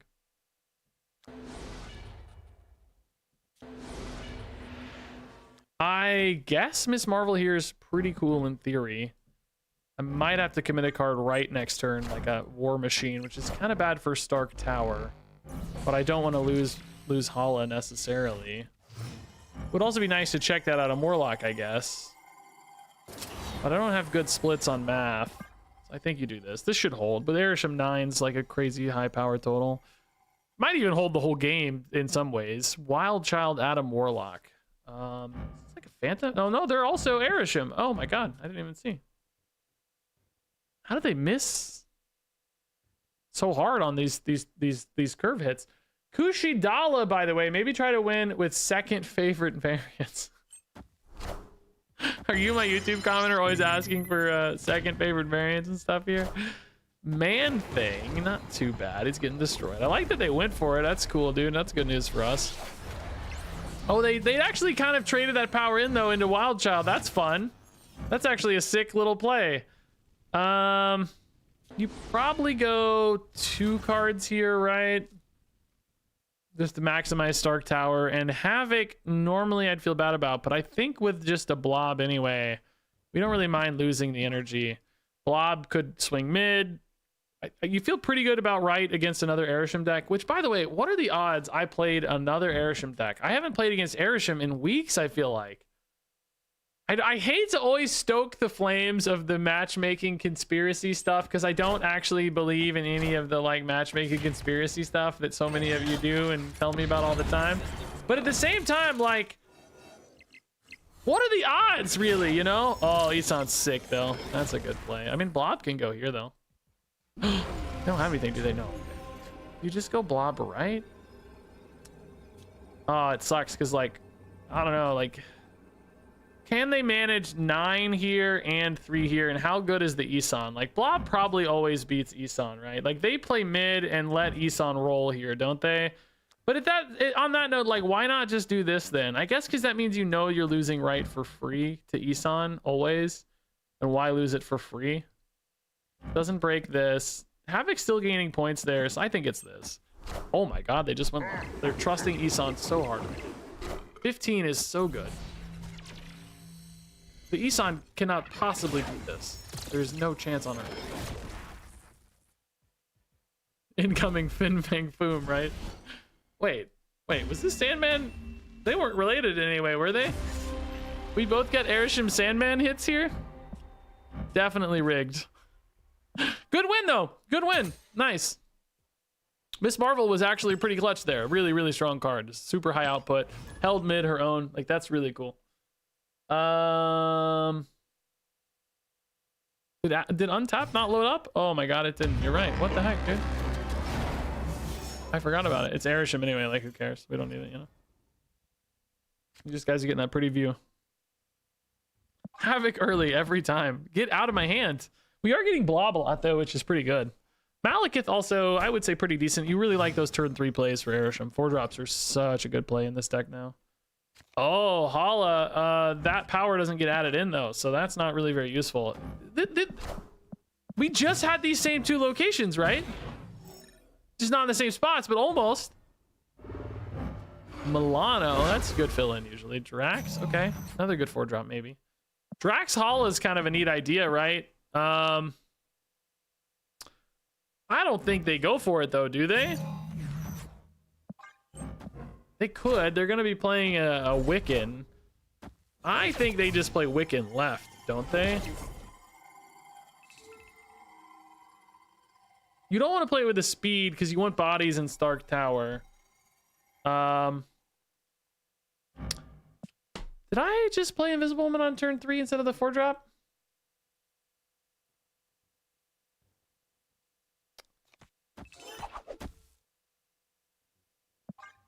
I did. Because it's turn 4 right now. A genius. Oh, I'm not a... Oh, I am a genius. It's fine. 8's enough. 8's enough. They don't have the Wiccan. 8's enough, though. This is 2 straight games we've won Hala against a 7-power card. I'm just a genius. You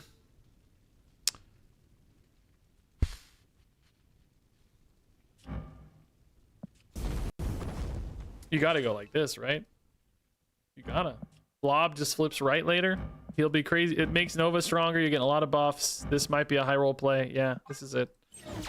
It's Blob. You are not getting the buff on the Malekith card, but you don't really care. Rocket, okay. Diamondback is... Yeah, I mean, we're still ahead there, importantly. I mean, they might have a Luke Cage that flips a lot of power, though. Iceman. Yeah, not the best hit, but we are gaining another 5, basically 7 points left. You trust this right always.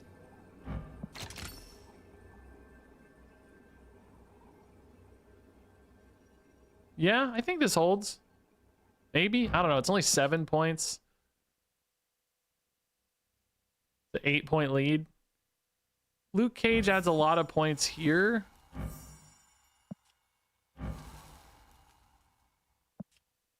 But I mean, if they play Luke Cage, what's left here? You know, like, it can't be big enough, can it? Luke Cage right plus card left. They're just giving up left. Yeah, nice. Blob holds surely, right? Surely Blob holds. Not guaranteed. Oh, Hazmat's fine, I think. Yeah. Nice, dude. Wiccan in hand, funnily enough. Yeah, nice, dude. Blob clutching it. This is a good little run. Gaining some cubes, man. Even after I misplayed my turn 4 play.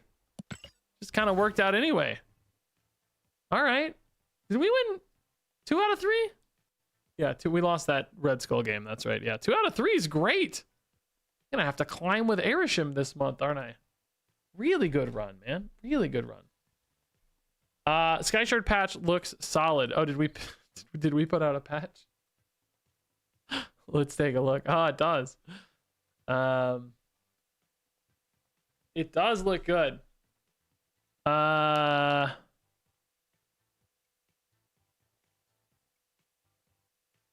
It does look good, yeah.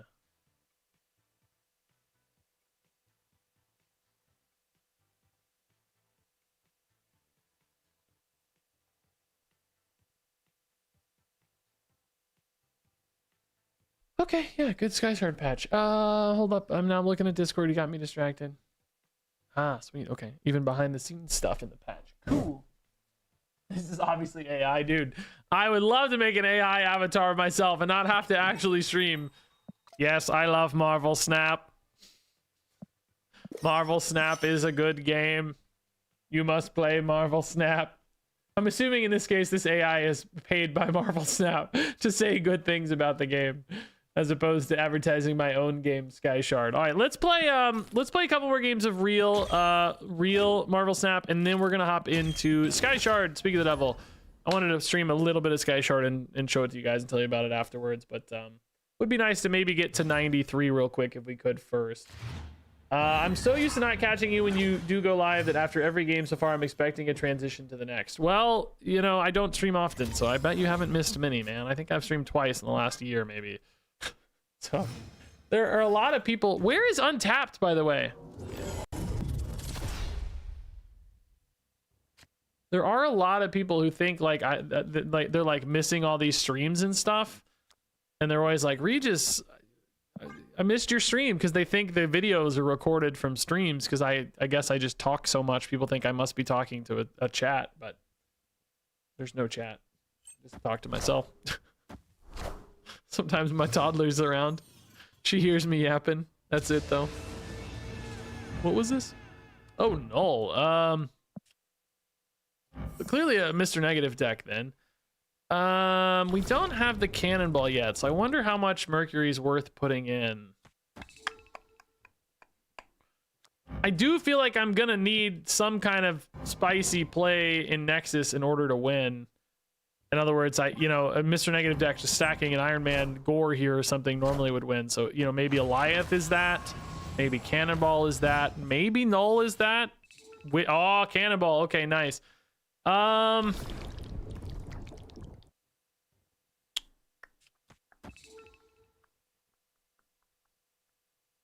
I'm thinking about like Mercury on 5, Cannonball on 6, but I really need to lose priority is the problem to make Cannonball better. They might also just magic this, or they just didn't hit Mr. Negative and they're done. That's cool too, man. Okay. That'll work for me. I like it. Why don't I use skins? Just because I think it's better for viewers, really. It was originally just a viewer clarity thing, and then it just kind of became a meme, but I think it's still actually helpful for viewer clarity. I think maybe this is not true for everybody else, but even for me, like as somebody who knew the game really well, whenever I would watch streams and they weren't using the base variants, it just always took me another half second to kind of pick up on what a card was. I'd always have to like, oh yeah, that's Hydra Bob or whatever. And I know the logos are right there, but I think your brain still just looks at the art first. So even though the logos are there, I don't know. I think it adds a little bit of like fluidity to watching and stuff and makes it, you know, slightly better. Like another like so random, right? But like you notice how my icons are up here, you know, these guys, I moved them up next to the locations. Like that's not where they're at, right? Like that's not where they live in the game, in either mobile or otherwise. They're like right here, right, in the full view. I just thought it was easier for your eyes. Legitimately, just like I thought it was a little bit smoother looking. Like, you know, keeping everything in one square, it's kind of easier to get a whole view of the game instead of like darting around all the time. So it was literally just a viewer convenience and, you know, enjoyment factor is all I thought. Who knows how true that is? Maybe I'm making it up. I don't know.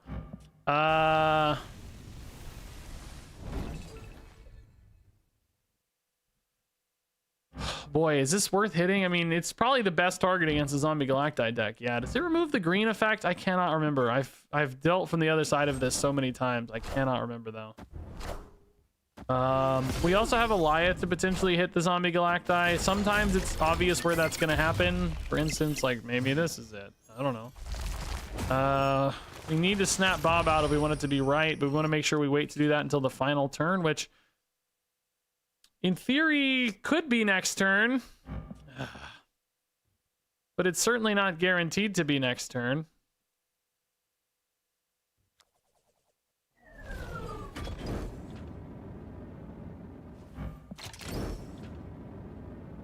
I don't know. I don't even really want to hit Dr. Doom here. I don't even know if I really want the Lockjaw at all.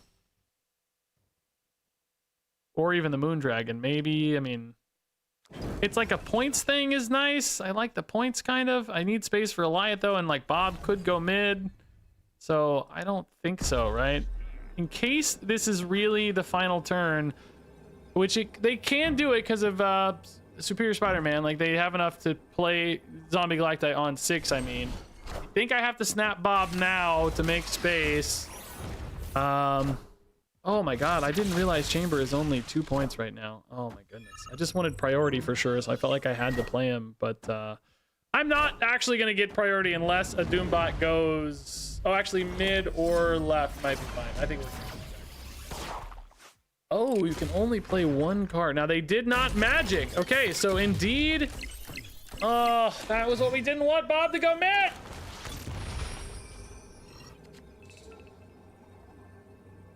I mean, they have to play Zombie Galacti left, though, right? Like, they just have to.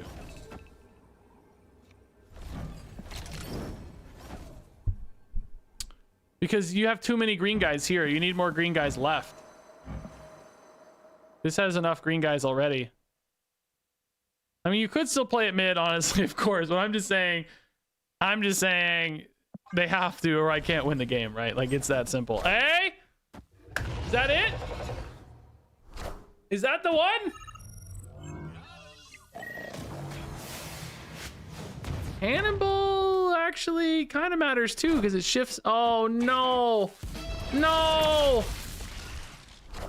Are we okay? We might be okay anyway. Oh my god, it's a tie. Doombots though. No, it's not. I lose by 1 point. Oh my god.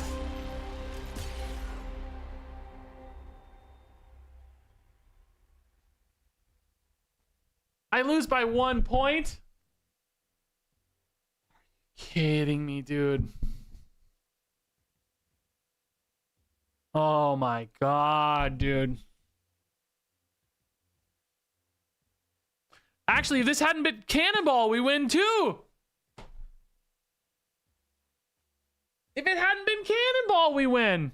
And you're right, Expansion gave them 1 point. Are you kidding me? Cannonball moved that Zombie Galacti mid. We'd win left and mid if it weren't for that Zombie Galacti. And that's why I didn't think they'd play their Zombie Galacti right, because they had too many dudes over there. Happy New Comic Book Wednesday, everyone. I used to buy comics every week. Not Marvel, though. DC mostly. Or indie stuff. Oh, I cannot. Well, I don't feel like pushing to 93 now. Now I'm tilted. If I'm gonna lose anything, Zombie Galacti is pretty okay, but now I'm tilted. All right, we're gonna play some SkyShard, guys. Which, if you don't know what the heck that means, well, number one, shame on you. Number two, don't worry, I'm just kidding. SkyShard is the game I have been making with my friend Ben. To be honest, he's really doing most of it. If I'm being truthful, I'm helping in production, financing, design, world building, but he's really making the game, right? Like, he's the guy. It's gonna blow it up here in a second and I'll show you. It is it's an indie game. It's an auto battler. It's made by kind of 2-3 people, basically. Me and Ben art, we kind of have another contract artist and sound as well, so sort of 5 people, but everybody very much part-time. It is a city building auto battler, if I didn't already say that. So we're gonna basically be building a town and being very big brained about it. Every building is going to have a special ability, and we're going to use all of those abilities in combination with each other, using some fun positioning and combos, and basically make our town super strong. Kind of like building a Rube Goldberg machine is how I always put it. Trying to create these crazy sequences of abilities and events that give us extra health or extra damage or extra craziness that helps us blow up our opponent's towns. And it's called SkyShard because we're doing it on a shard in the sky. Brilliant naming. Brilliant naming conventions. Let me change my name on Twitch, by the way, or the game category. I think I need to do that on YouTube just yet, but let's see. Let me find, how do I do that? Let's see. Twitch, stream manager, edit stream info. No longer Marvel Snap. We're now playing SkyShard, which we do have our own category on Twitch, which is fun. All right, so yeah, I've made a lot of videos on this game already. I'm not going to go through the trouble of explaining every last detail to you guys, but I am just going to kind of talk through it and play it and try to keep it enough high level that the broad strokes you can follow along, even if you've never played before. But we just dropped a patch that nerfed one of our new units we added. This guy was broken. I think he might still be a little broken, but didn't go too hard on the nerf. I leave that up to Ben, so we'll see. We can judge Ben silently if it's still too broken. We'll be like, Ben, no, but I'm glad that we nerfed it. That's the cool thing is, right, like this came out on Monday and we're nerfing it on Wednesday, not having to wait a month. That's one thing I love about making your own games is like, even though, you know, we probably put out a broken unit, which is on us and arguably our playtesters, but we're playtesters too, so it's on us. You know, we fixed it. It took 2 days. Yay, it's fixed. It's that simple and easy, right? The flexibility of being a small team with no, like, you know, middle management, no headaches, none of that. You know, we can just go do things and it's really cool. So, oh yeah, there's no dot in the middle of the profile here. I don't know why, actually. That's a great point. Yeah, these always all have a dot in the middle. I don't know why. I don't know. It's a great question. Why doesn't it have a dot? Did the other, like, there's another menu here too. Hold up. These also have dots. Only profile doesn't have a dot. Well, you've ruined my life. You've just ruined my entire life. No, maybe we'll add a dot. I don't know. Maybe there's a cool, fun reason for it that I don't know yet. But I don't know, guys. I will tell you, my rank is the lowest it's been in months. I am barely in the top 30, guys. We need to win and climb. I've been playing too much on our test server, so my rank is way down here. I'm below Tommy, Senator Bernie Sanders. He's like an 80-year-old man. I can't even beat him. I need to get back up to Archmage. Even Wizard right now would be great, but I was number 2. I've fallen so far, man. I've fallen so far. But anyway, yeah, guys, if you want to play this game, our demo is totally free right now. I'll show you what it looks like here in a second. Our demo is totally free. You can just go play it. We're in Steam Next Fest right now, so a bunch of people are downloading and playing our demo and all that stuff. Yesterday we had like 200 people, I think, play the demo. Download 256 people yesterday, actually. 82 people so far today. So yeah, you can just go get it here. I'll put a link in YouTube chat since I don't have a link handy. Actually, there might be one in the description already, but here's a link in YouTube chat. And I think if you hit !SkyShard in Twitch chat, there will also be a link there. It's currently only on Steam. Mobile's a big question. I don't have an answer for right now. I would love to get us on mobile. I don't know if it's going to happen or not yet. It's a possibility, I think, but I don't know yet.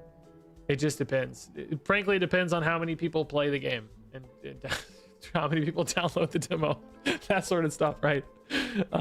So is the heroes thing new? We've had heroes, I think, pretty much the whole time, or at least maybe since the demo came out, but this is definitely a new menu. There's a lot of new UI stuff. There's actually still new art for Zap Zap coming in too, which got finished this week. But yeah, you probably, if you haven't played in a while, have not seen like a lot of these little menus and stuff.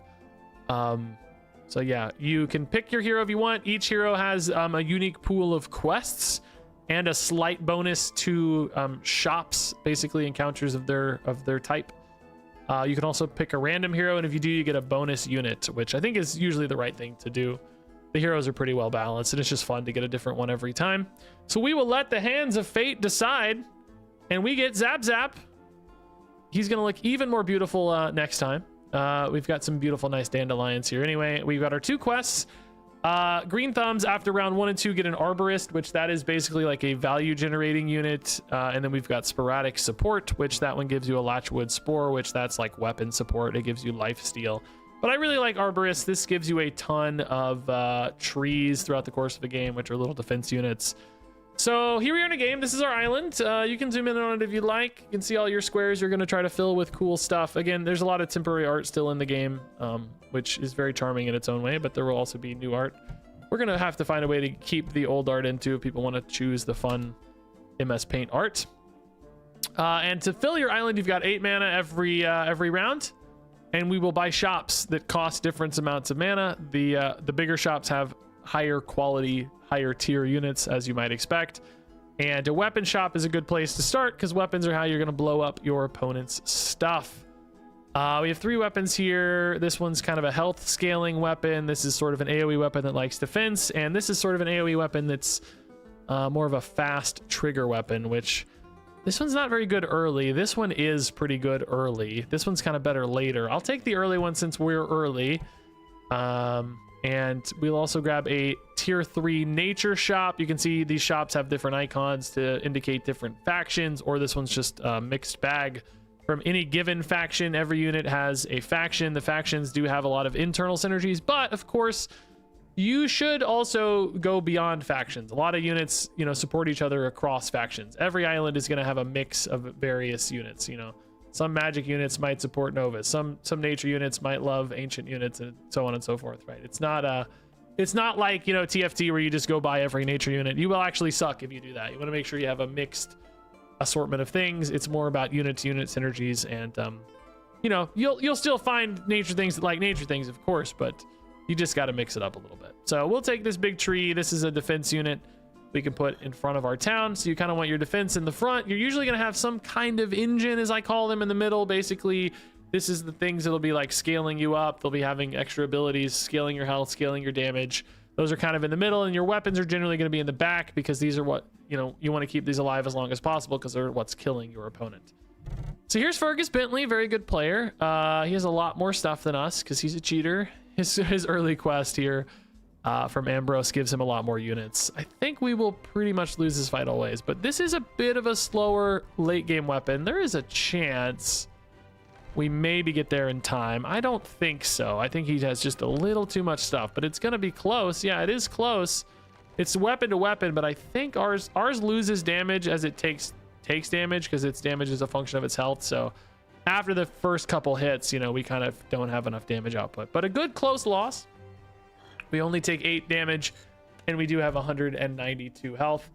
Are you developing this game with other developers? It's mostly me and my buddy Ben, who's really the developer. If you talk about developer from a coding standpoint, like it's all his, right? I only offer design insights and occasionally ideas about how things might work, but never really know. I am a developer in the game developer sense, but not in the program, you know, not a software developer, but a game developer, if that makes sense. In other words, macro level design decisions, directions. I do like all the art briefs and writing and you know, help Ben with the, like, he usually comes up with units, but like directionally and balance changes. It's kind of all a mixed bag on the design side of things, but still mostly really led by Ben, but also funding and that side of it too. So kind of production, kind of design, kind of creative direction, kind of do a little bit of everything. Most of the marketing, frankly. So yeah, I command my lackeys. Yes, sort of. They call me the dad of the group because I'm literally the only dad, I think, but also kind of like the older guy who's like paying the bills, I guess, really. Although our game is going to be made, like, I have to always remind people of this, like, incredibly low budget game, right? Like, we always talk about the Bazaar because that's a kind of a comparative, like, they're another auto battler.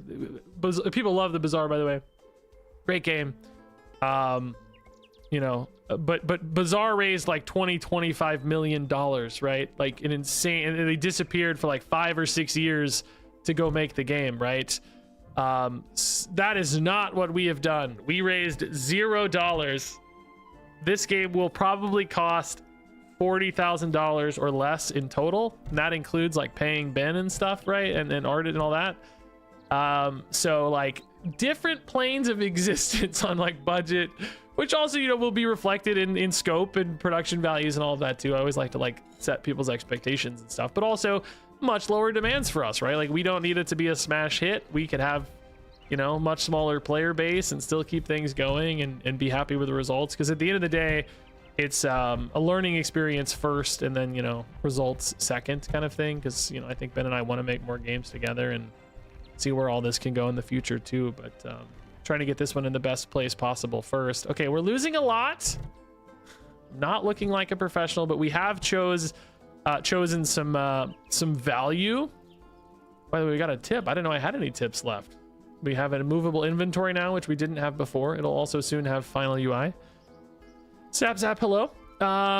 We've been choosing, this was a unit that gives us extra mana every turn, so that's value. Our quest is value based, so we're gonna hopefully start turning the corner a little bit off all this value and start overwhelming opponents, because we eventually get like more stuff and just start scaling them out. Bamboo is really good. Annoying defense units. We've got our little defense up front. We've got our production units here that are generating us trees every turn. We got a shrub last turn. So 3 production units. This little blacksmith was our first free unit. He's just sort of chilling there doing his thing. Hey, this is Educated Collins. Some of you will know Collins from Marvel Snap World. Dude, is he still playing? His rank keeps going up. Is he? I feel like he's got so many points now. Where is he? Did he drop? Oh, he dropped a little. He's 1213 now.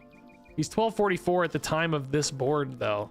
Dude, Collins is a great streamer, great Marvel Snap player, plays a lot of Hearthstone Battlegrounds too, really good auto battler player, which is this genre. He played a bunch this last week and apparently got very good very fast. It's quite clear he's great.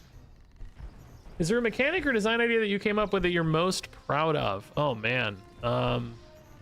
Probably, yeah. I mean, there's definitely been a lot of things I've had a big hand in influencing. I'm trying to think of anything specifically. It's like, my God, it's been so many little things over the last 6 months. I don't know. There's definitely moments in old videos where I'm like, I had this idea and I think it's really good, and I brag about it. So you could probably find one in one of my old videos on the topic, but nothing's jumping to mind right now. I mean, okay, literally, because this one is visible on screen, like I kind of helped determine the shape of our island.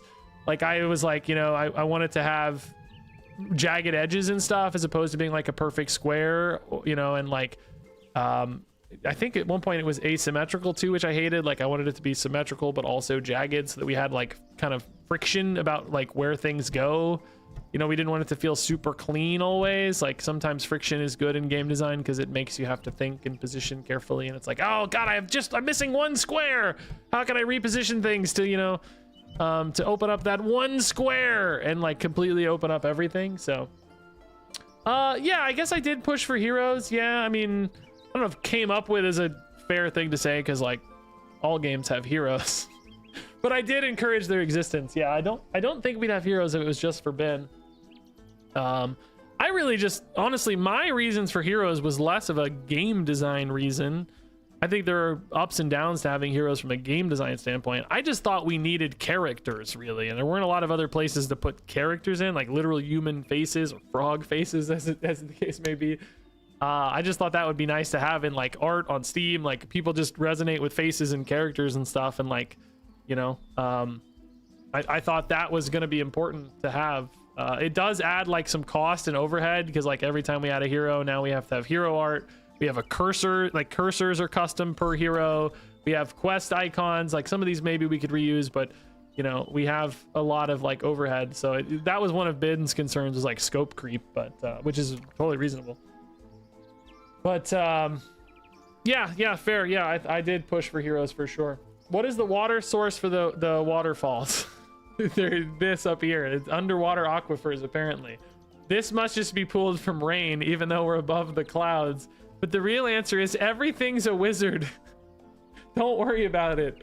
But actually, this is not going to be our final island art. We're probably very soon going to be making new island art. I think we got a couple last UI things. This is not finished. So I actually requested literally this. I said, if we do have waterfalls, let's, number one, not make them interfere with the game space, and number two, make them animated, and number three, I don't know, maybe we need to talk about how sensible they are, but I'm okay with them being less sensible. But I don't like how we have cracks invading the game space and water. But it's not final anyway, so it'll all be higher rendered. Like you can kind of tell the rendering on this is a little looser, sketchier. because it's not done yet. Still, so much is not done. This has been a, you know, I should be playing the game more and talking about it less, but I guess both things are interesting. You know, like we when we first debuted the game, it looked even 1,000 times worse than this, right? Like everything's been a work in progress, constantly getting refined and iterated, and new UI, new everything always. It's like kind of scary to show the world your game with like a bad first impression compared to the end result. But just from like a timeline standpoint and a prioritization standpoint, like we just wanted people playing it so we could make the gameplay better as fast as possible, right? Like we weren't worried about making as much money as possible. We were worried about making the game better faster. So like we didn't prioritize, you know, first impressions. We prioritized gameplay. I do think that has hurt us a little bit as far as like wish lists and like getting people's attention a little bit, and like Steam stuff, like Steam algorithm stuff. It's had some downsides, to be frank. You know, would I do it again? Probably, just because we really needed to make the game better and needed to learn, and especially like our first game. Next time around, I might have to consider taking a different approach for a future game, because I don't know, it has definitely had some downsides. So I don't know. I mean, it's, you know, we're still doing fine, but it has ups and downs, right? Like what do you prioritize? I think as we get more confident in our game design, we'd be able to maybe delay that experience and just like you know, like I learned something during Steam Next Fest that I didn't really know until we were in Steam Next Fest, and I didn't really even hear people talking about it because I read a ton before Steam Next Fest. But it's like I didn't know how this was going to go, but like we had a huge burst of players when I first announced the game, right? Like we had like 1,000 people the first day or something, because, you know, I announced it on YouTube or whatever, and we never got back to that level because that was like the biggest hype moment. I should have probably aligned that moment with Steam Next Fest, because I found out the first day of Steam Next Fest, Steam like gathers a ton of data on how popular your demo is, and then for the next week and a half, they recommend the demos that were the most popular on day one only. Like there's like a testing period. It's not based on the past 3 months of like we had a bunch of stuff from 3 months ago that was really popular. They only look at that one day. So if I'd aligned our announcement on the first day of Steam Next Fest, I could have got my entire audience boosting our Steam algorithm support, and then we would have blown up on the rest of Steam Next Fest instead of where we're at now, which is like kind of in the middle. You know, like you don't know these things until you have that lived experience. So like, would that have been a better path to take? Yeah, for growth, 100%, but the game would be a lot worse. Like people would be playing a worse game during Steam Next Fest. So like, which is the bigger priority? They'd have a worse experience, but like, do you support the algorithm or do you support the player? We chose to support the player, right? So I can't feel bad about it, but it does have, you know, long-term kind of negative results, you know, as far as like sales or whatever are concerned, but it's fine. That's not the biggest concern. So I think we did right by the game, but things could change. Like, you know, this is a game that has so much complexity because we have so many freaking units and like so much depth. Like we had to play test it more. You know, a simpler game might not need that as much, so your priorities could kind of shift a little bit. Yeah, Nox, it's fun having people follow along with the game dev, and like, you know, so many like player like so much player feedback has influenced what we do and so on. And I've stopped talking about the game completely. I need to keep you guys informed of what I'm doing. So here's our third weapon. We've got a little bit of a town core happening here. It's not very good yet. We've got a lot of little frontline defense. We still haven't really turned the corner yet, though. We're not winning a lot of fights yet. Here's another production unit. Do I really want to go this hard on production again? I think with a third weapon, we might be able to do that. Here is more mana or a warehouse that generates us units. I probably like the warehouse a little better right now. Extra units every turn. Start filling out this middle core a little bit. Opponent has 3 very similar weapons. AoE weapons aren't too good against us with Spellbound Rocket, though, so that's good news. A lot of frontline, too, though. Oh, no, they have kudzu. No! We're not going to get to it in time. No, I think we're going to lose the kudzu. No, I blame Ben. He didn't nerf it hard enough. I think we're in trouble. Yeah, this is a unit that just as you can tell, it continues to grow. We do have some AoE damage with our catapult here, our trebuchet, but I don't think it's going to be fast enough to catch up because their weapons are going to get through my stuff a little bit faster. Yeah, I have to chunk through just too much, even with our stuns from the stone gorgon. Yeah, fatigue wizard comes in to settle the fight because it ran too long, and Yeah, I don't know, Ben. I think we should push it to 4. I don't know if you're watching or listening, Ben. I think we should push Kudzu to 4. Kudzu, again, just to remind you. This is a new unit. Well, it's just... Sure, I can also type, but I'm lazy. Kudzu, start of combat, give all adjacent units +2 health, but the important thing is after 4 seconds, grow in 2 random directions 5 times max. So basically, you know, the first batch creates 2, the next batch creates 4, and then 8, and then 16 Kudzu. So if it gets to the end of the chain, you've got so many Kudzu, you know, growths. I think we could cut it down to 4 because it would still be a ton of total units, right? You don't want to hurt it too much because it is, you know, tier 5 unit. It needs to feel powerful, but I don't know. Like he nerfed the speed, which like theoretically slows it down too, but at the same time, I don't know. It just depends on like how quick you get there. So I mean, maybe that's a fine nerf. It's like he left it more like counter ability, but a higher ceiling. I would pull it down to 4 copies, excuse me, instead of 5 to pull the ceiling down maybe, but I don't know. I think actually that's actually been a sort of common philosophical difference with Ben and I. Like I think he does like push it, which is weird because my instinct would point the other way. He does sometimes he likes to let things be broken a little bit, like having kind of high ceilings and low floors, whereas I'm trying to nudge things into the middle range a little bit more, which is funny because like I do like doing broken silly things sometimes. I don't know, it's kind of backwards. We're having sort of opposite instincts. I'm gonna just pass on this shop. If you don't spend your mana, you get to save it. This is a shop that sells stuff. I don't really need to sell anything. And this is a tinker shop. It's a random shop, which means we don't get to choose. We just get a random thing. And I don't really need any tinker units right now. It's a faction we're just not using much of. So I think I'm just gonna pass here and just save my mana for next round.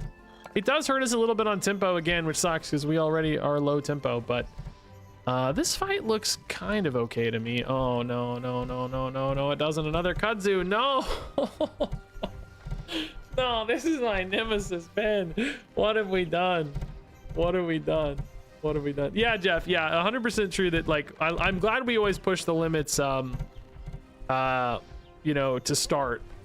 You know, it doesn't do a lot of good to make something you expect to be average and then, like, tweak it 25 times to get it to be relevant. But if you start with it as powerful and dial it back a little bit, it's a lot easier to get it to the right spot faster. Which, oh, Kudzu again, dude. Ben? I like that I get to blame Ben, and it actually is relevant. It's funny. Which is also true, like, from a design standpoint as well. And I will say, like, you know, we've been taking really big swings with design this whole time, like the last 5 months or whatever, while designing everything, just to learn as fast as possible, because you don't really learn if you don't take big swings either. So just taking a ton of big swings and seeing where things shake out has been really useful. Just making us better designers too. Tinker 5, if I got a Tesla coil, I might be happy. I don't really have support for it right now, but my problem at the moment is I'm not really supporting my weapons. I'm just kind of doing a lot of junky stuff. Housing market could give me a town hall, which would be pretty good weapon and defense support, I guess. We got it. Let's go. Okay. Makes me a bit happier, yeah.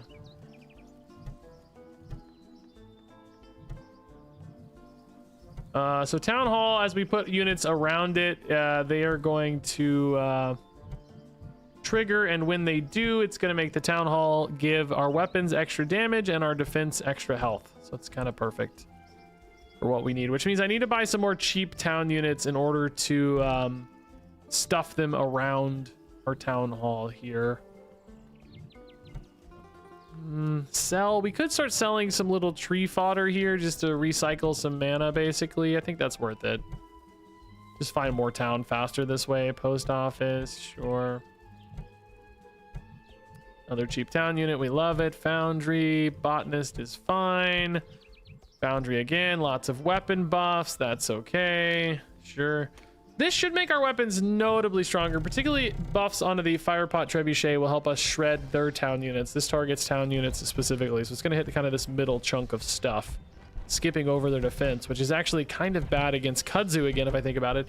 Every board has kudzu. Is it just always right to buy tier 5 shops and find the kudzu? Is that the only meta right now? Just always kudzu them? We might be okay anyway. I mean, my trebuchet is going to start hitting the kudzu here and hopefully killing 2 at a time because of the explosive, or even more actually. If it hits center, it could hit like 6 at a time, right? Yeah, it is actually shredding quite a bit. And they don't have a ton of damage, and they're getting stunned out by my stone gorgon. Yeah, it looks like we're going to be okay here, yeah. Fatigue wizard coming in again. I will say too, like, we don't want every fight going to fatigue. I think that's maybe not a healthy design place to be. Kudzu's still on my watch list, man. It's dangerous. All right, so now we need a few more cheap town units. And from there, just keeping an eye out maybe for a little more defense. Enchant Weaver's pretty good cheap town unit. And in fact, I can use it on this terrible enchantment I got, Last Hope, to re-roll it. This re-rolls enchantments into new ones. Velmir's very good. This gives explosive damage to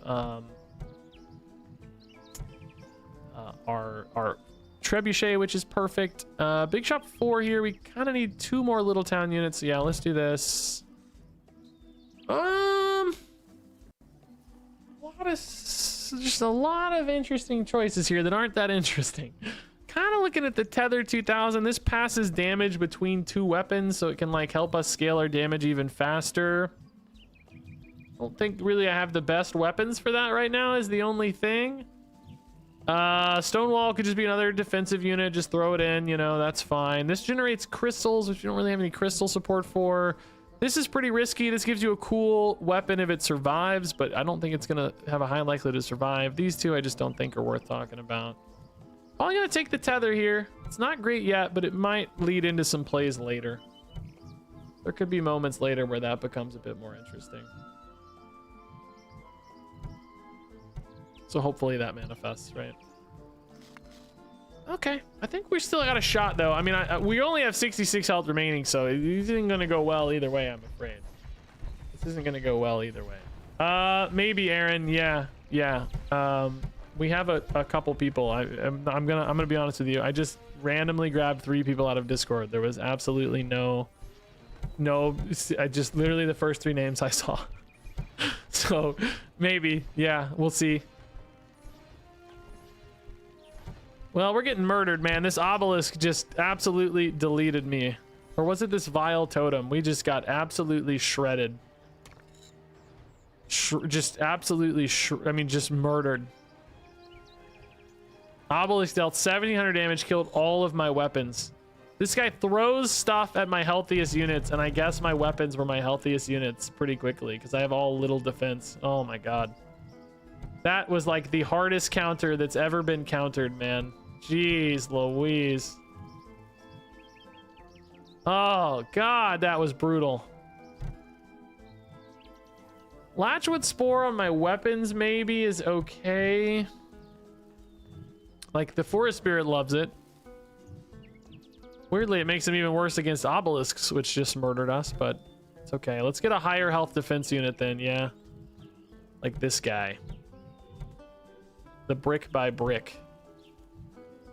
Much higher health defense unit. That might help a little bit. Ancient Chop, give me a weapon, man. No weapons.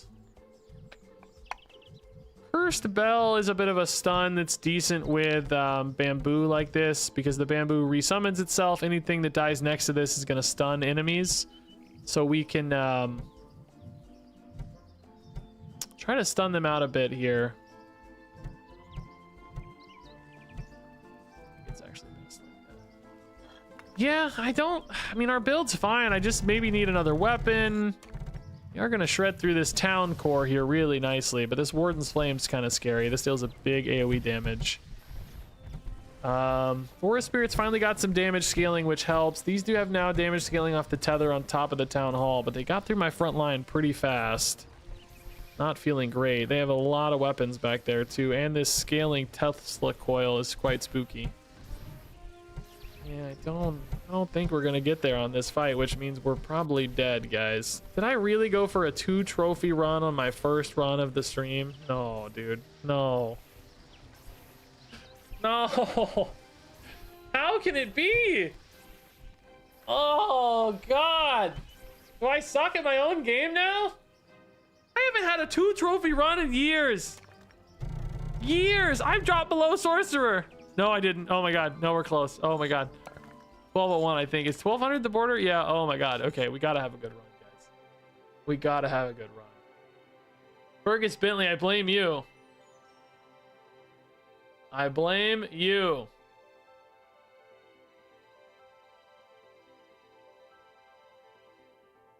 Bro, that's crazy. I have a link in chat that's like from an old Moobot command that's sending you guys to my Regis Chilbin channel, which is where I was uploading like variety gameplay, which I mean, you can still go watch, it's still there, but I haven't posted to it in 3 years. Elden Ring was the last thing I posted to it. March 15th of 2022. That's basically 4 years ago. Why is that command still in chat? By the way, Jump Scare Regis here. Look a little different these days. Can I do my hair the same though? Does my hairline look the same? Yeah, it does. Beautiful, dude. Beautiful. Haven't lost a hair in 4 years. Let's go. Might even look better, to be honest. But yeah, I do actually want to start playing indie games now. Like now that I've developed indie games and how hard it can be for people to get them successful, like I want to help. You know what I mean? Like I want to help support. I want to help support indie games. Just won my first SkyShard run on my 2nd attempt. Nice, dude. Way to go, Aleclaire. Yes, Fergus, I need an early kudzu for sure. It is like the best unit in the game, I think, by a mile right now, even post nerf. Oh, hey, this got buffed, I think. Yeah, you get 2 power lines now. It's so hard to get the power lines active early, though, but it is just like 2 extra units. But I like this better. Just tier 3 town units are really good. We're playing Ambrose. Weapon shop here. Cannon keep or chameleon better early now. More health on the cannon, but chameleon still higher DPS. I think I'm gonna take the chameleon. We also did finally give this I think some damage class when it rolls into its other ones. Tier 4 big shop. Yeah, let's just go mirror for max health output here. Around piercing damage by spreading these out a little bit. Good morning from Australia. Wow, O Warrior. Your weight loss journey is really inspiring. Inspired me to get my diet fixed, and I've lost a fair amount of weight in the last 6 months. It's nice, man. I hear that a lot, actually. That's always really, like, you know, a nice little bonus. It's definitely it's sure been a great change for me, man. I have to say, like, weirdly, like, my health, as far as like health is concerned, like my cholesterol and blood pressure and like all that stuff was actually not ever a problem. So like my numbers look the same. I've lost like 165 pounds. My blood pressure and cholesterol, like, I think my blood pressure is like a little better. It went from like 120 over 85 to like 115 over 70, 75 range. You know, it's like a little better, I guess, but it wasn't like bad before. But I definitely do like feel the difference, right? Like just, you know, moving around, really chasing the toddler was the main inspiration in the first place. Kudzu? No. Weird units to use. Maybe we go for a dig site build. I haven't played a dig site in a long time. Maybe so. Forgot I'm supposed to be getting 10 units for my quest because I'm talking to you guys. Let's do that. Let's buy some cheap stuff here to fill out our quest potential then.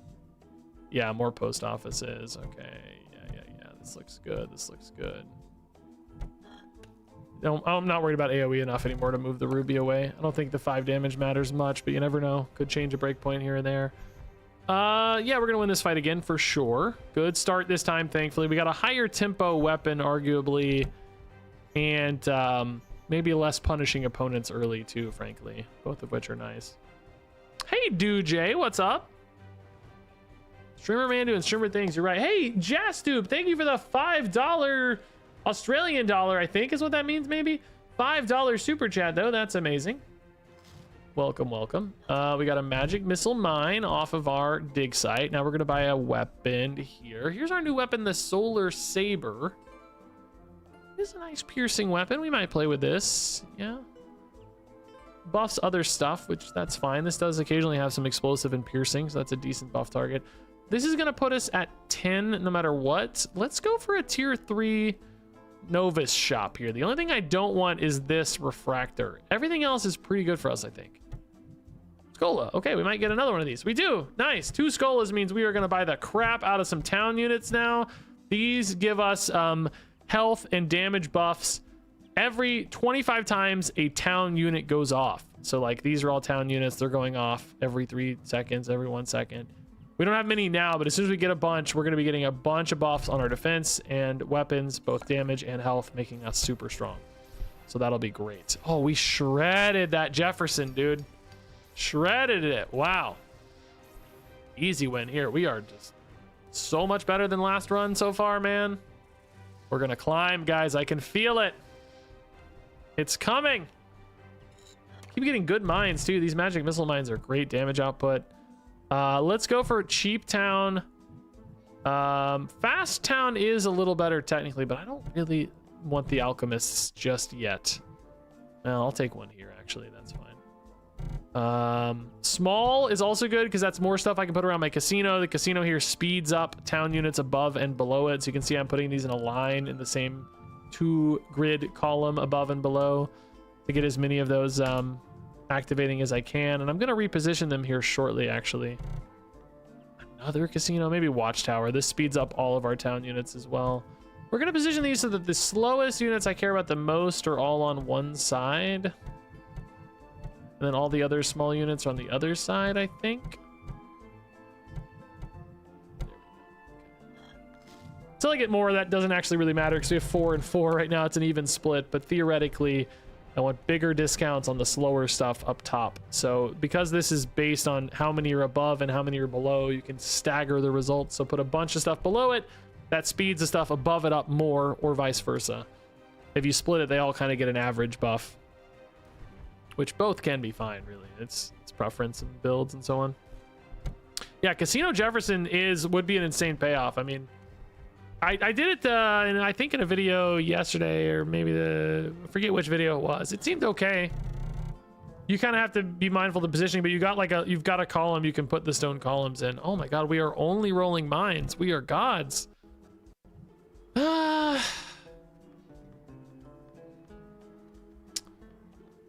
Guess I'm gonna go Stone Gorgon here. Just for the stuns. I don't know. It's less damage by far than the Soul Slinger, though. I kind of want damage. I really wanted like an AoE weapon, though. None of these were the AoE weapons I was really looking for. I've got like kind of with the Chameleon, but not really. Sure. Let's take more cheap town. It's all fine. Hey, a town unit off the random nature. That's good stuff. Still useful there. 3 weapons for the opponent. AoE, piercing, and pseudo AoE, and the kudzu hiding in the back, man. I do really like the design space of having a defense unit that wants to be further back, which is true for both kudzu and Jefferson. I just think they need a balanced tweak, potentially. Well, kudzu anyway, Jefferson seems fine. Those are the new units. But that's a cool space, is like most of our defense right now wants to all be exclusively up front. I will say, in the testing, we had more new units, and kudzu did not feel so broken. So there is definitely stuff in the pool, or at least player behaviors or something, that made kudzu feel a little bit less impactful. I will say also these sonic mines could be a good answer to kudzu too, potentially. Boy, this is not a very good shop. Power line, in theory, nice way to speed up some stuff, I guess. Yeah, that's fine. Let's fill this out. Sonic mine again. I mean, this is a good answer to kudzu in theory. In theory, all these mines, all of them do answer kudzu in theory. I keep saying in theory because I don't know if the reality is going to come to fruition or not, but in theory, they all answer it.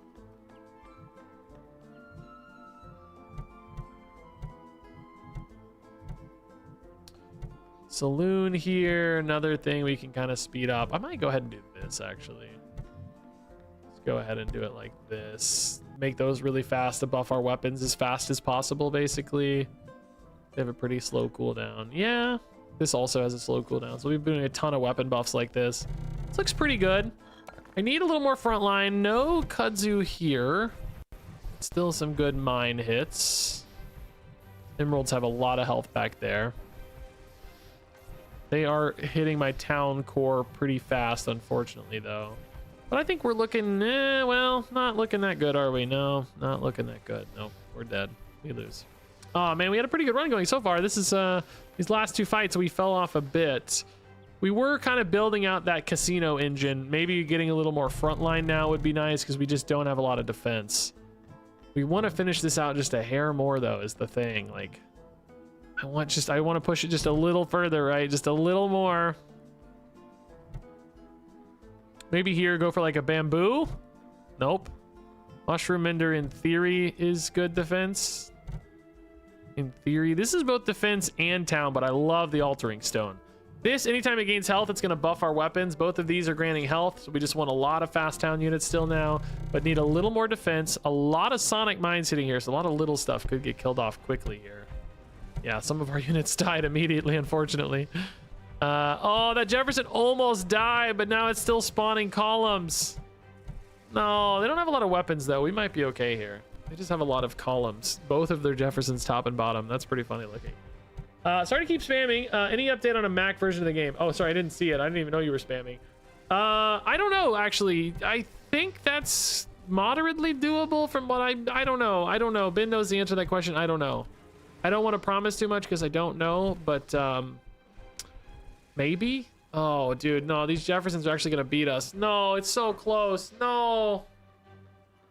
No! The new units! I need the new units. Give me kudzu. No. No. Why? I'm gonna go pillar here. It still seems decent, I guess. Good defensive unit, right? That's the plan.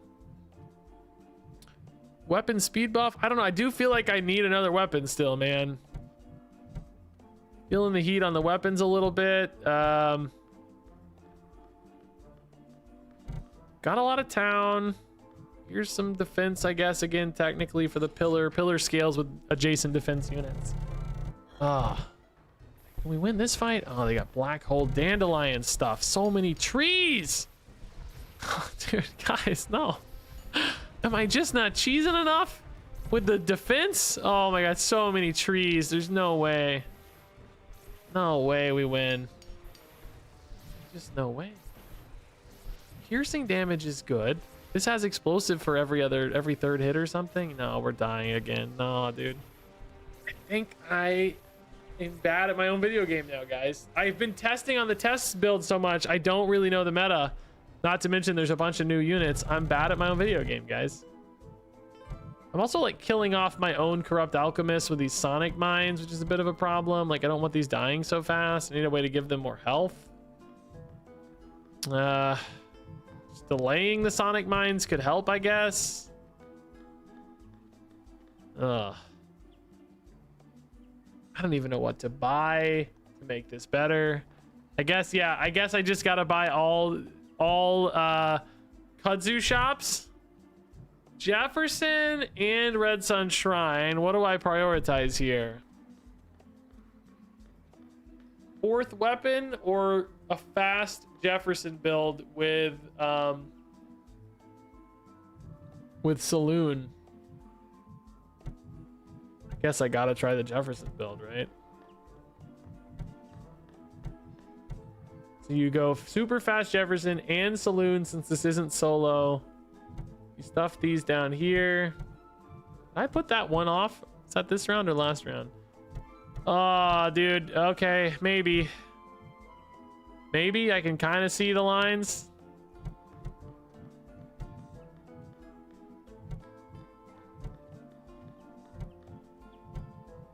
Maybe, kind of.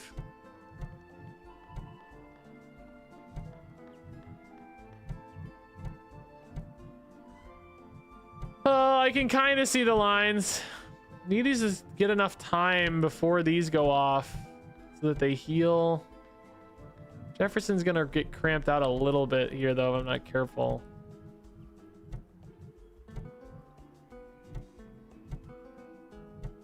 He needs this row to spawn into.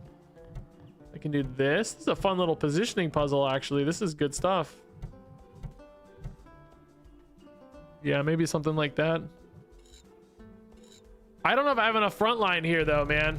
So this guy's gonna start spawning columns super fast, right? Like 2 seconds, and this is gonna go off and spawn even more columns every time. So he's just gonna have a row of these stone columns. Dude, it's too fast. It's actually too fast. I ran out of space. Oh no. It doesn't do me any good once it, okay. Shoot. We are getting to the opponent's weapons here very soon. I think we're going to win this fight. They're only down to 2 weapons and they're the next things to die. So I think we're going to win anyway. Like, it still kind of worked out, but it's still alive. So it's still going again, which is pretty cool. We'll clearly win in fatigue here. Clearly win in fatigue.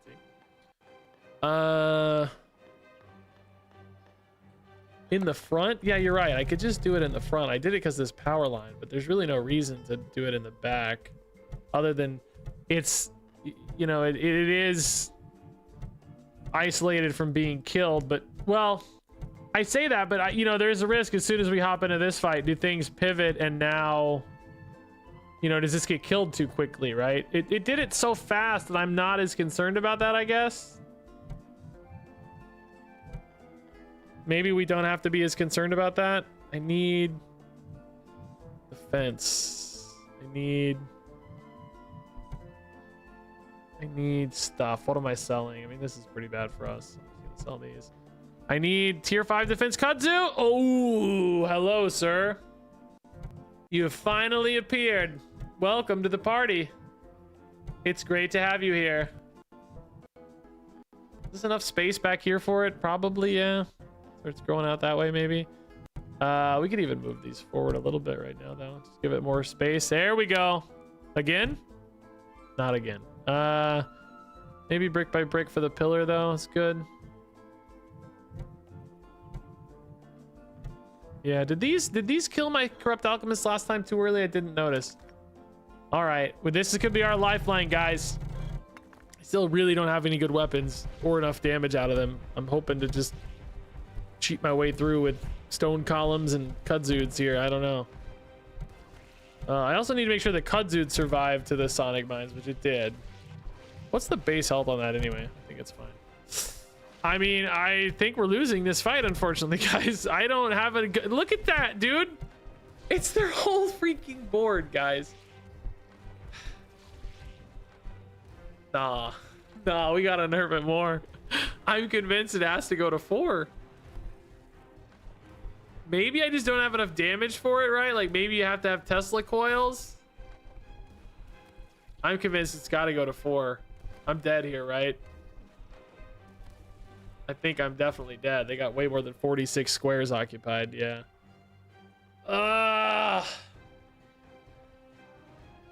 I think it's got to go to 4. It's too many. It's just too many units, man.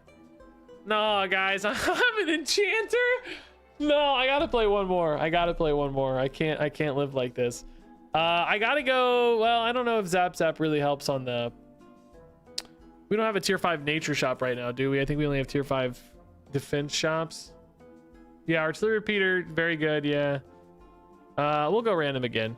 We got guy again. Compound knowledge can actually be really good with Tesla coils. Hey, let's go. This could be a way to shred the kudzu meta. Here we go. We're gonna find the counters, guys. Buy a bunch of cheap town here. Use that as our front line for now. 2 trees, kind of hard to pass up, actually. Trees are pretty good. Okay, this is the meta, guys.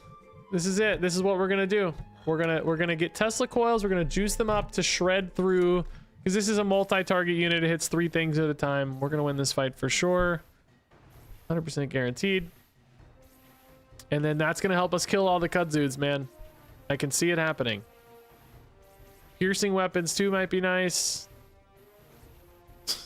Battle of 2 pea shooters, man.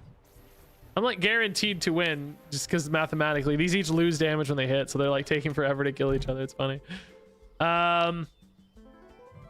We want to find a weapon. We find one. Warden's Flame, another good AoE weapon. Does take a little bit more support though than Red Sun Shrine. Like this. better to base, this better later. I think since I already have an AoE weapon, I'm gonna take the shrine, actually. I don't know. I'm also just still reeling a little bit from our previous Warden's Flame meta where they were everywhere. I just can't quite stomach them yet. I need more time off. That's all. Watchtower to speed all these up. It doesn't really help compound knowledge directly. Dynamo might actually be better right now for Tesla coil. Yeah. Definitely worse later, but it maybe matters now. It could actually matter now. What's up, CC Heats? Not too much for me, man. Just chilling, playing SkyShard, the game I made. I gotta go pretty soon, by the way. This will probably be my last run. If you guys want to play this, by the way, there's links somewhere in the description. Hit !SkyShard on Twitch. I think you'll find it there. But yeah, I gotta go soon. I just realized it's getting late. Gotta go feed the toddler dinner soon. Get her ready for bed soon. Hey, good wins. Yes. This is the run, guys. We're reclaiming my ranks. More cheap town. These compound knowledges will probably be worth it soon, but maybe not yet. Right now, I think their bodies are more valuable just being out front, just tanking hits. Soon these will be used to buff our Tesla coils. I don't know. Tier Shop 4 could give me another weapon. That wouldn't let us get a kudzu yet, though. We need to look for defense 5 to find the kudzus early. There you go. That's the meta 100%, isn't it? Just move all your shops around kudzu 5. I think that's it. A lot of post offices right now too is cool. Oh my god, yes, cool. Yes, I don't care. They're big dudes. Get them in there. Good town units for compound knowledge later. Good tanks for right now at 100 health. Honestly, it's not bad. Well, I think we will absolutely win this fight with kudzu. There is some piercing damage there. It's, oh man, they actually, oh no. They got to him too fast almost. No, we're okay. We're okay. We're fine still. We're fine. 100%, yeah, 100% fine. It's a little scary. I love this unit, how it gets more and more exposed, the art, as we, as it takes damage. It's cool. Look at all the battle damage. Showcasing how much stronger it gets. Although I think this buff could be higher. Yeah, another weapon now. If we don't get one now, we can get one next turn, but a big frontline defense or a weapon here would both be welcome. Wow, Town Hall plus compound knowledges could be kind of nuts. Right now, it's not very strong, but man, we'd have a lot of scaling. I also don't hate Solar Saber either, though. Pretty good to feed into the coil again. And it's a new unit, which is fun. Yeah, I think I like that more. I just like the new units, right? I think we're getting close to the compound knowledge as being worth more as actual buffers as opposed to bodies. I think it's close.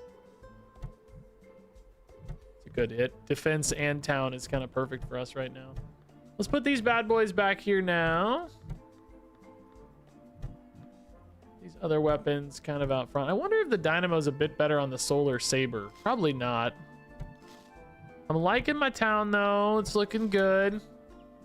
Very sporadically placed, but that's good to play around AoE on stuff like Spellbound Rocket. So excellent work, team. Kudzu does get a bit shredded by the rocket eventually, but I think we're going to be so strong by then that I don't know. Were these buffs really worth it? They killed our town so fast. I don't know. I think we're still going to win here though. It looks like. Yeah, Kudzu just quick enough, man. You know, another thing we could maybe do with this kudzu, this would be a wording challenge. What if it could only grow new ones if the root one survived? You know what I mean? Like there were a few instances where this one died, but you know, the new ones spawn the new ones themselves independently. What if you had to keep the root alive or like keep a chain alive, you know? Where it says if, I guess keeping the chain alive would be a little easier. I don't know, just an idea. That seems like a wording problem though, like a hard one to word well. Beekeeper again, yes. More town. More town. Nature, we don't do great though. But I do care way more about weapon buffs than I do debuffing the enemy, so. Speed buffs, sure. Put it between all three of these, that's great. Town and weapon buffs are perfect. Town and weapon buffs are perfect. Town is perfect. And town is perfect. Yeah, this is looking good, guys. We're on a good start here. This could be a big run, man. This could be a big run. Yeah, basically that exactly bit. Yeah, I don't know if that'd be worth it or not. I'd have to think about that. I mean, it's happened once where I noticed we didn't have the root, so there are definitely moments it would slow down the kudzu. I don't know on the average game how much it would really change, though. Right? It may not really be that much of a nerf 90% of the time. Would a 10% nerf, you know, the rest of the time be worth it? This is gonna hold down the fort though here and let us win this game. Yeah, this is still very good. I think like the 3 second to 4 second cooldown change, it's just not like, you know, it doesn't give the opponent time to get to him before it's fully filled anyway, right? Like most boards are able to sufficiently load those out quick enough that it, you know, it's not disruptive enough, basically. Let's do that. Actually, I do kind of want to find a big tree. It's not in a structure shop. It's not in a big shop for like this guy. This could be a good big tree build. Ooh, power plant on the coil's kind of fun too. Okay. More weapon and town interactions. Defense 4, maybe something big up front. Ooh, Jefferson for even more town and defense. Yes. I love the conflux here. I gotta start positioning a little more now, I think. I don't really want to open up myself to too much AoE or anything, but I just need some space now soon.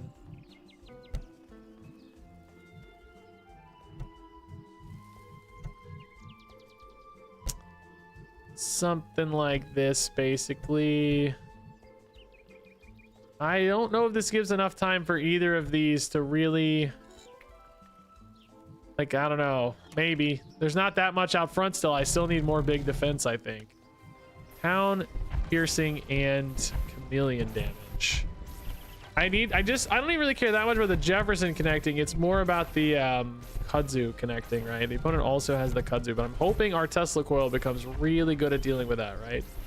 It's kind of equal on the kudzu front right now, but I think I'm way better because this is hitting 3 things for like 50 plus each, and these each have less. Yeah, the kudzu getting shredded by the Tesla coil comparatively. Yes. Yes. Okay, we've solved the meta, guys. Literally just like playing making you smarter is good. Number 1, get the broken unit is a key development. Beyond that, find ways to answer the broken unit, right? I still think it's overtuned for the record. It doesn't mean, you know, the problem is gone, but we are at least finding some solves, which is nice. Let's support these Jeffreys a bit more. Still looking for more cheap town units, I think, ultimately. Making sure we can get these compound knowledges scaling as far as possible to make this Tesla coil an absolute powerhouse of a unit. Trees are helping to keep the kudzu and the Jefferson safer for just a hair longer. Might make a big difference. Even those post offices kind of tanking some hits in the meantime is nice. It looks like we're gonna be, I think we're gonna be okay here because we should be better at clearing theirs while ours is still developing. We still have quite a town core too here. Yeah, looks fine to me, right? These things are buffing health a little bit, but not enough to matter, surely. 3 weapons v 3 weapons. We have some piercing and AoE and big single target. Yeah, we're fine. Nice, good stuff. Nikola Tesla. Yeah, it's a Tesla coil. Yeah, I mean, I don't like using real names in our game, like, you know, like real world references. Tesla's kind of the only one we have right now, or we used to have more, but I don't know. I kind of want to write into the lore like a little thing about, like, you know, Tinker Engineers received a message from an unknown entity. It was garbled, you know, communication or whatever. It was like Morse code. The only word they could make out was Nikola or something like that, right? Like, I don't know. Some fun thing like that to like reference that the actual Nikola Tesla somehow reached the people in the world of SkyShard, right? As if it's some alternate dimension or whatever. I don't know. We may do that. We'll see. Alteration would be pretty sweet eventually if we hit a Scola. Right now, it's not very good. I think actually, though, Micro Librarium has a pretty good chance of hitting it at least a little right now. We don't have a lot of magic units. We have only this, which dies immediately, and then this. So the Librarium every time will hit this, which will give damage buffs, which is cool, I guess. Big defense up front or another Jefferson.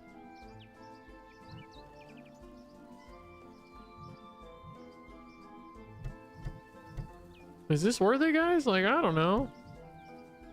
I don't think we have enough frontline for this to really feel like it's gonna get a lot of things. Like, this one's been only making a few each time.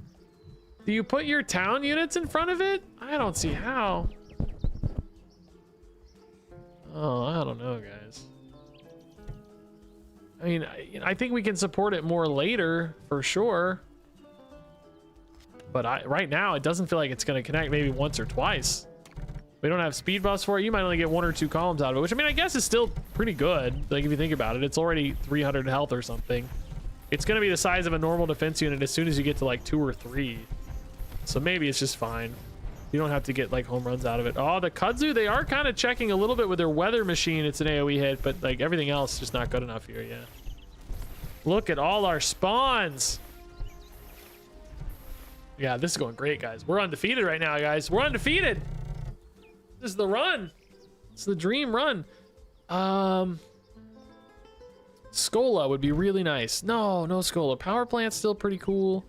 I don't even hate the Firestorm shelter either, to be honest. It's just town and defense, right? Like just more bodies up here, basically. How much more town do I need versus how much more defense? I want to just make sure that the kudzu and Jeffersons are safe, and then I really want to start developing more town. So there's gonna be a point where I feel like, you know, we've done enough, and like let's pivot and let's do you know, let's do town only, no more defense. I don't know if we're there yet, though, is what I'm saying.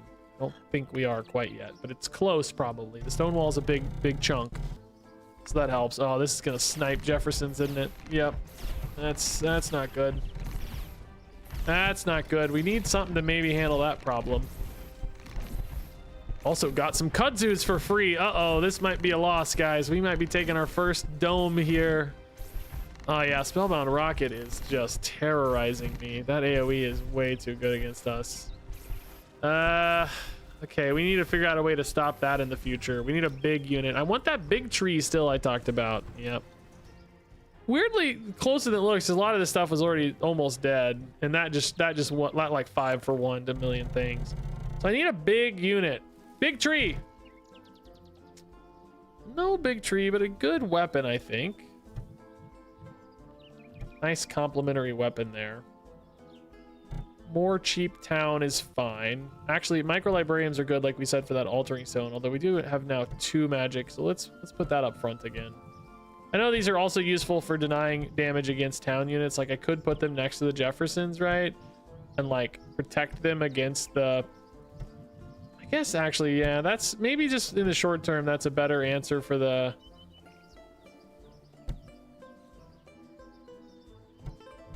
Maybe that's a better answer to the rocket problem for now.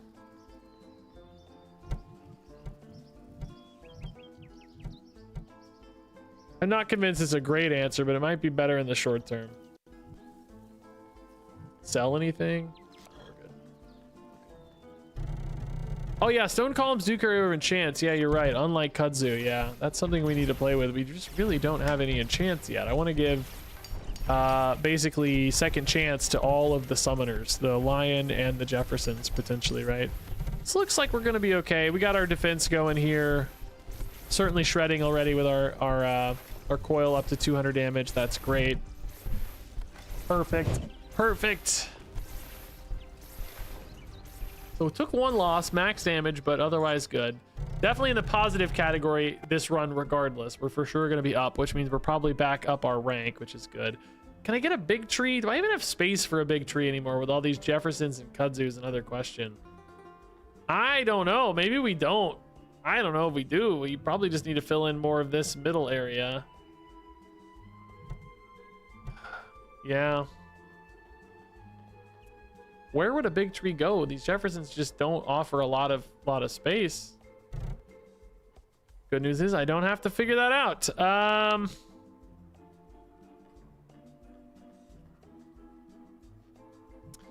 mean, altar dandelions, fine, I think. Graveyards, pretty spotty. We don't really have a lot of supercharger support, do we? Just dandelion. which Alter is technically better for, because it can also do more things right now on board too.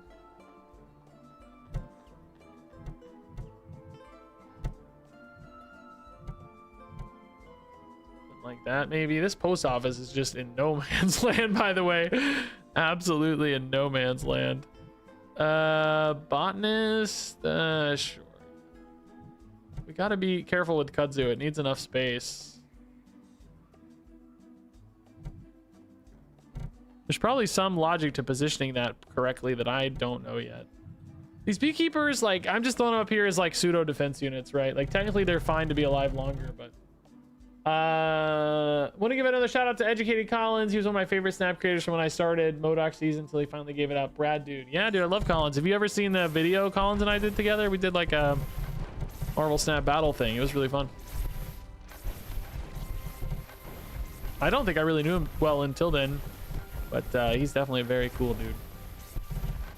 Kudzu, I mean, you got any space? Not really much. These dang trees are crowding it out. All my random tree summons. Oh, we might be in trouble here, guys. This ain't looking good. These are big boys up front. Like, thankfully the coil's kind of reaching behind, as is the trebuchet, but I'm gonna be hitting these for 20 minutes. It's like close. I think we're losing, right? Our coil's about to die. Oh my god, it's close, dude. Wait a minute, wait a minute, wait a minute, wait a minute, wait a minute. Let's go. Wow. Wow, I thought we were cooked. Dang, it did not seem like we were gonna win that fight. Wow, it seemed like we were behind the whole time. What a win. What a win. I need a Scola, dude. Where's the freaking Scola? Scola! Ah, force field. Kind of handy, actually. Yeah, maybe still handy, yeah. For the Spellbound Rocket problems, right? Never had beekeepers this far forward, but I think it's probably just right. I don't know. They just like, they are town units, so it's like kind of nice. Like they could buff all this stuff if they were down here, right? Like I understand there's opportunities here that we're losing, but at the same time, like I just, maybe now I have even more defense. We can just put these down here somewhere, buffing the compound knowledge, buffing each other. Well, not each other really. I don't know why they don't really need to be. I don't know why I'm saying they don't need to be next to anything. Talking about they're not blacksmiths. I don't have the I was thinking I have blacksmiths with them, but I don't have blacksmiths with them. No, they're fine here. This is fine. I take it back. I like where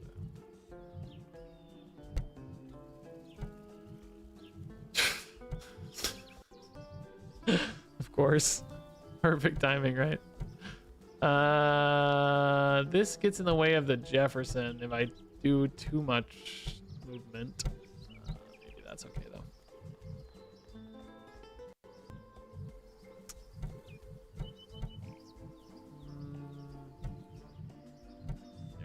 Perfect. Perfect. All right, 10 wins. Enjoy the stream. Thanks, man. Yeah, I'm gonna close it out by the way in 4 rounds. So thanks for stopping by, but you're not missing too much. Don't worry. No kudzu for the opponent, but they do have some Jefferson Saloon action, and it is sick, dude. Look at this, man. Look at all these columns, and the way they've got them stacked triple deep actually plays really nicely with their passive as well, because they take 10% less for each adjacent stone column. So the one in the middle, like theoretically, if you were ever hitting it first, which you wouldn't be, is taking 80% less damage. Is that accurate? Oh my god, dude, hold up. These are so sick. Oh my god, this is so sick. This was actually a design idea of mine, by the way, making them do work adjacently. So somebody asked earlier, like, what design ideas I'm proud of. Maybe that's a good example because, or maybe I've made the most broken thing I've ever seen. I'm not sure. It's really the saloon that's breaking this. The saloon's making these Jeffersons go off so fast that they're summoning so many more stone columns. The ones in front kind of have, what, 5 around them, so they take 50% less damage. Bro, that is actually pretty sick, though. Like, that's not an easy thing to achieve. Like, that's the kind of combo I want to be pretty strong, because it, like, took, you know, 4 or 5 units and, like, multiples of the same thing, as opposed to, like, one kudzu, you just play it and it works. This at least requires a lot of, like, you know... That's actually pretty cool. That is a cool board. Should have resummoned that so we could take a closer look. McRaffle and Lowell O'Bacon, dude, thank you for the prime subs, by the way. Can I get a Scola once in my life? No, I can't. No Skolas for you, Regis. Finally some enchantments too. Dang, dude. Second chance on the Jefferson or the Dandelion. I mean, Dandelion's 8 guaranteed. It's pretty hard for Jefferson to get that far. I think that's probably better. I will say Kudzu does kind of seem to fall off a little bit late because it's just like hard to get enough space for it. You know? I'm running out of space here, man.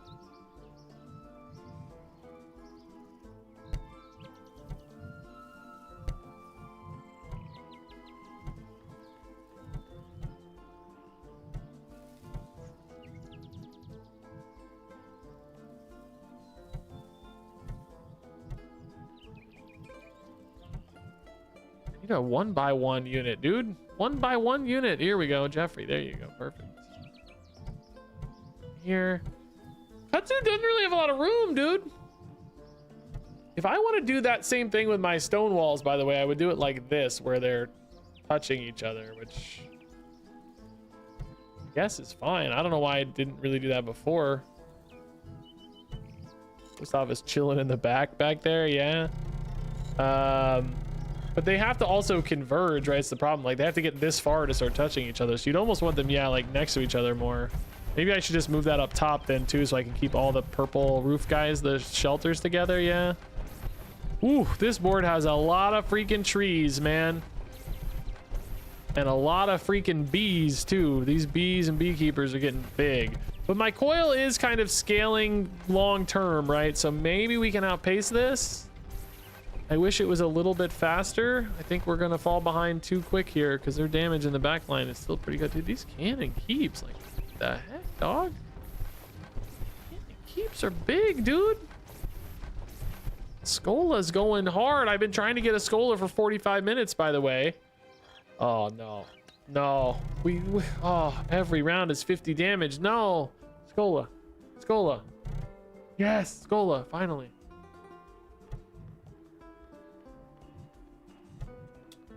That's actually going to make me, like, dramatically stronger, I think. The Kudzu, again, though, is just getting worse and worse, I'm afraid. Yeah, sure. That actually loses damage pretty hard. It doesn't really want that so much. Maybe this needs these. Oops. Yeah.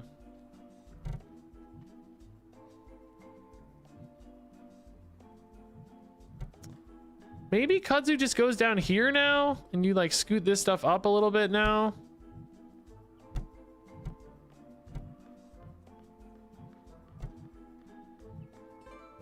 That to protect the Skola, maybe. That's never gonna do anything, right? I don't know. This doesn't really give the Kudzu a lot of time, though, is the thing. Like, it wants time, you know? Maybe you move your town more like down this way to give it some breathing room here.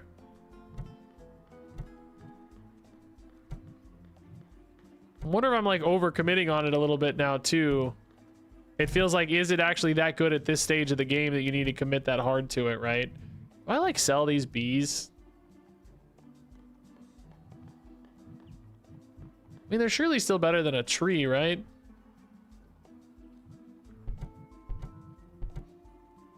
Hey, nice. Okay, that's a big time hit. Let's put the spell shield here on the force field and green crystal.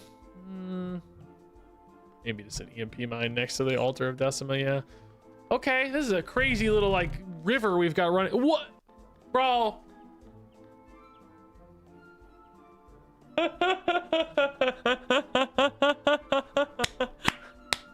This guy, I swear to God, he only plays with replicators. I guess he just always takes Aurus hero and just tries to roll the replicator quest as much as he can, because every single board he plays is replicators, at least the ones that make it deep. I don't know. This is the this is the apps. Oh, that's Bacon from the game. Bacon. Oh, Bacon, thanks for the sub, dude. That's awesome. What the heck, dude? I actually think that we might win this fight, though. I think the Tesla coil is actually just built for this. And they don't really have that much damage, so we're gonna have time to scale the Tesla coil like crazy, right? It's gonna get really, really big. Yeah, we're actually just gonna shred this. It's not even close. This is gonna be a blowout, actually. It looks hilarious and scary, but this is our dream, honestly. Just a dream for us. 600 DPS, 700 DPS, 800 DPS. Yep, easy, dude. Easy. Our columns are looking good. Our own kudzu, yeah. That's the thing. These boards always look like they're hacking or something with those replicators, but in reality, they're not that strong. Ben posted a really big Tesla coil in Discord like yesterday or the day before. What was his at? What was his at? He said, "Can anybody beat this?" or something like that. No, he had 1500 DPS. I can't beat that. Sad to say. We're at 900. Close. Close. We got another win too, by the way. I would love to actually survive this whole round, dude. Please. One time, give me a survival round. Maybe just like a vile totem up here somewhere. Obelisk I love, but it's kind of hard to use. You could maybe use it with your stone columns. But yeah, I don't know about that. I'm just gonna take the vile totem. It's just kind of a free, cheap defense to throw in, I think. I would also love like a mirror here. Yeah, prismatic mirrors, just again, a fine free defense. Give this stuff more time, give the coil more time. I am worried an obelisk build could destroy us. We got a rocket into our force field with the double spell shield. It rolled that off of a post office. That's insane. That really helps a lot, actually. That gives us a lot more time for our Jeffersons to make an impact, as do our purple roof shelters. Can we turn the corner here with the coil, man? I honestly think we have a shot. It's gonna be close. It's gonna be close. Oh, I don't know. They have a good coil too, dude. Oh, why is theirs so strong? Oh, get these weapons dead. Kill the weapons. Oh, oh, fatigue. I think we got it. Yes. Oh, Bernie's good too. That was a close freaking fight, dude. Woo. I love when fights are close. I think that's a sign of good design stuff happening. It makes me really excited to see every time. Another speed boost, maybe. Yeah, sure. It's good on both weapons. Hey, second chance, I think, on the back Jefferson, maybe, right? And then do you do another spell shield here just to stop those rockets a little harder? Yeah. More defense, maybe. 100 clock. Can I even get it connected on? Oh, I already picked it up. Oh, I wish I could put it back. Oh, I made a boo-boo. Maybe just throw it here and throw one by one down there. It has to have 3 things adjacent, right? So maybe something like that. Yeah. Maybe put this corrupt alchemist just as a freebie down there. EMP mine. Sure. Okay. Stun out some important stuff. You never know. Hit a weapon and make a big difference. This is our final boss, Pig Potty. A lot of mines. A lot of freaking mines. Hopefully they don't kill my Jeffersons too quickly. Backline scaling is not too scary on the coil, but they have a lot of health gain piling up here. A lot of damage scaling on this altering stone, I guess. So that's kind of scary. Life steal, but not a lot of extra support. Skolas are scary. Yeah, I mean, they definitely can do stuff. They don't have as much town as us, but enough probably. Those mines, though, man, just make everything scary. I don't know. If anybody can do it, it's the coil, but those trees are pretty good at denying coil because they pass a lot of health around, you know? And like this altering stone's already buffed a ton. Yeah, I don't think we're getting there, guys. No, our final boss. No, I mean, we're gonna go positive either way, but oh, we got shredded. The double Skola, the alter is just good stuff here, like good, smart little stuff. Nothing crazy on this board, right? But just a lot of good little stuff. Pig Potty, again, a very good player. A lot of really neat little combos is cool. Minders to buff the stones. The missile mines are really good at shredding us, our front line, and our Jeffersons, all that. Speed buffs on weapons, compound knowledge. Really interesting they went for the buff on the foundry and not the compound knowledge. Interesting. Mathematically, I don't think that probably tracks, but maybe it's something to do with Skolas too, I guess, since this isn't a town unit. Makes the Skolas faster. Power lines seem to make an impact. They were getting a lot of Skola buffs, I feel like. How many Scola buffs did they get compared to us? I mean, they had double, but we'll see each one, right? Triggered. Go to trigger. Scola. Where is Scola? Did I not see it? 12 for them? What did we have? Wait, where's my Scola, dude?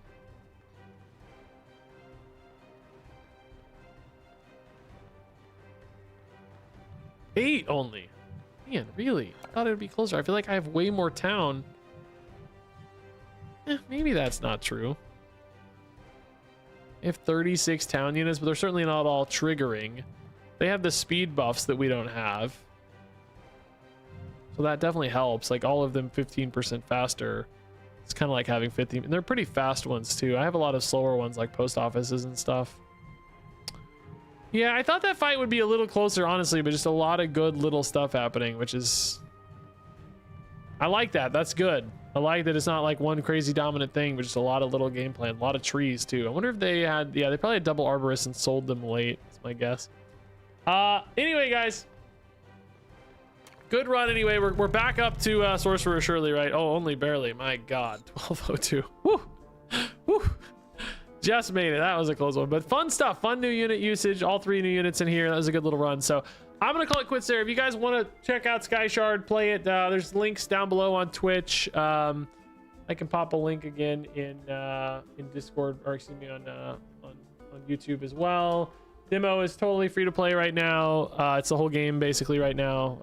Just units we haven't released yet. That's all. But yeah, it's fun. As you saw, we were having a good time there. A lot of cool stuff to do and goof around with. So go enjoy it. Thanks for watching. I am going to try to stream a little more, both Marvel Snap and otherwise. Maybe even some Hearthstone here and there. Frankly, I think I just kind of need to as like YouTube views go down and stuff. It just helps, you know, diversify the income and platforms a little bit, which is important for that. And then beyond that, it's just fun. It's actually fun to play our game and all those other games, talk to you guys. So anyway, I will see all of you around. Thank you so very much for watching. Good luck out there in the world of SkyShard, and yeah, bye. I don't remember what I say anymore, but bye. Love you guys. Thank you, Grumpier. Good night, guys.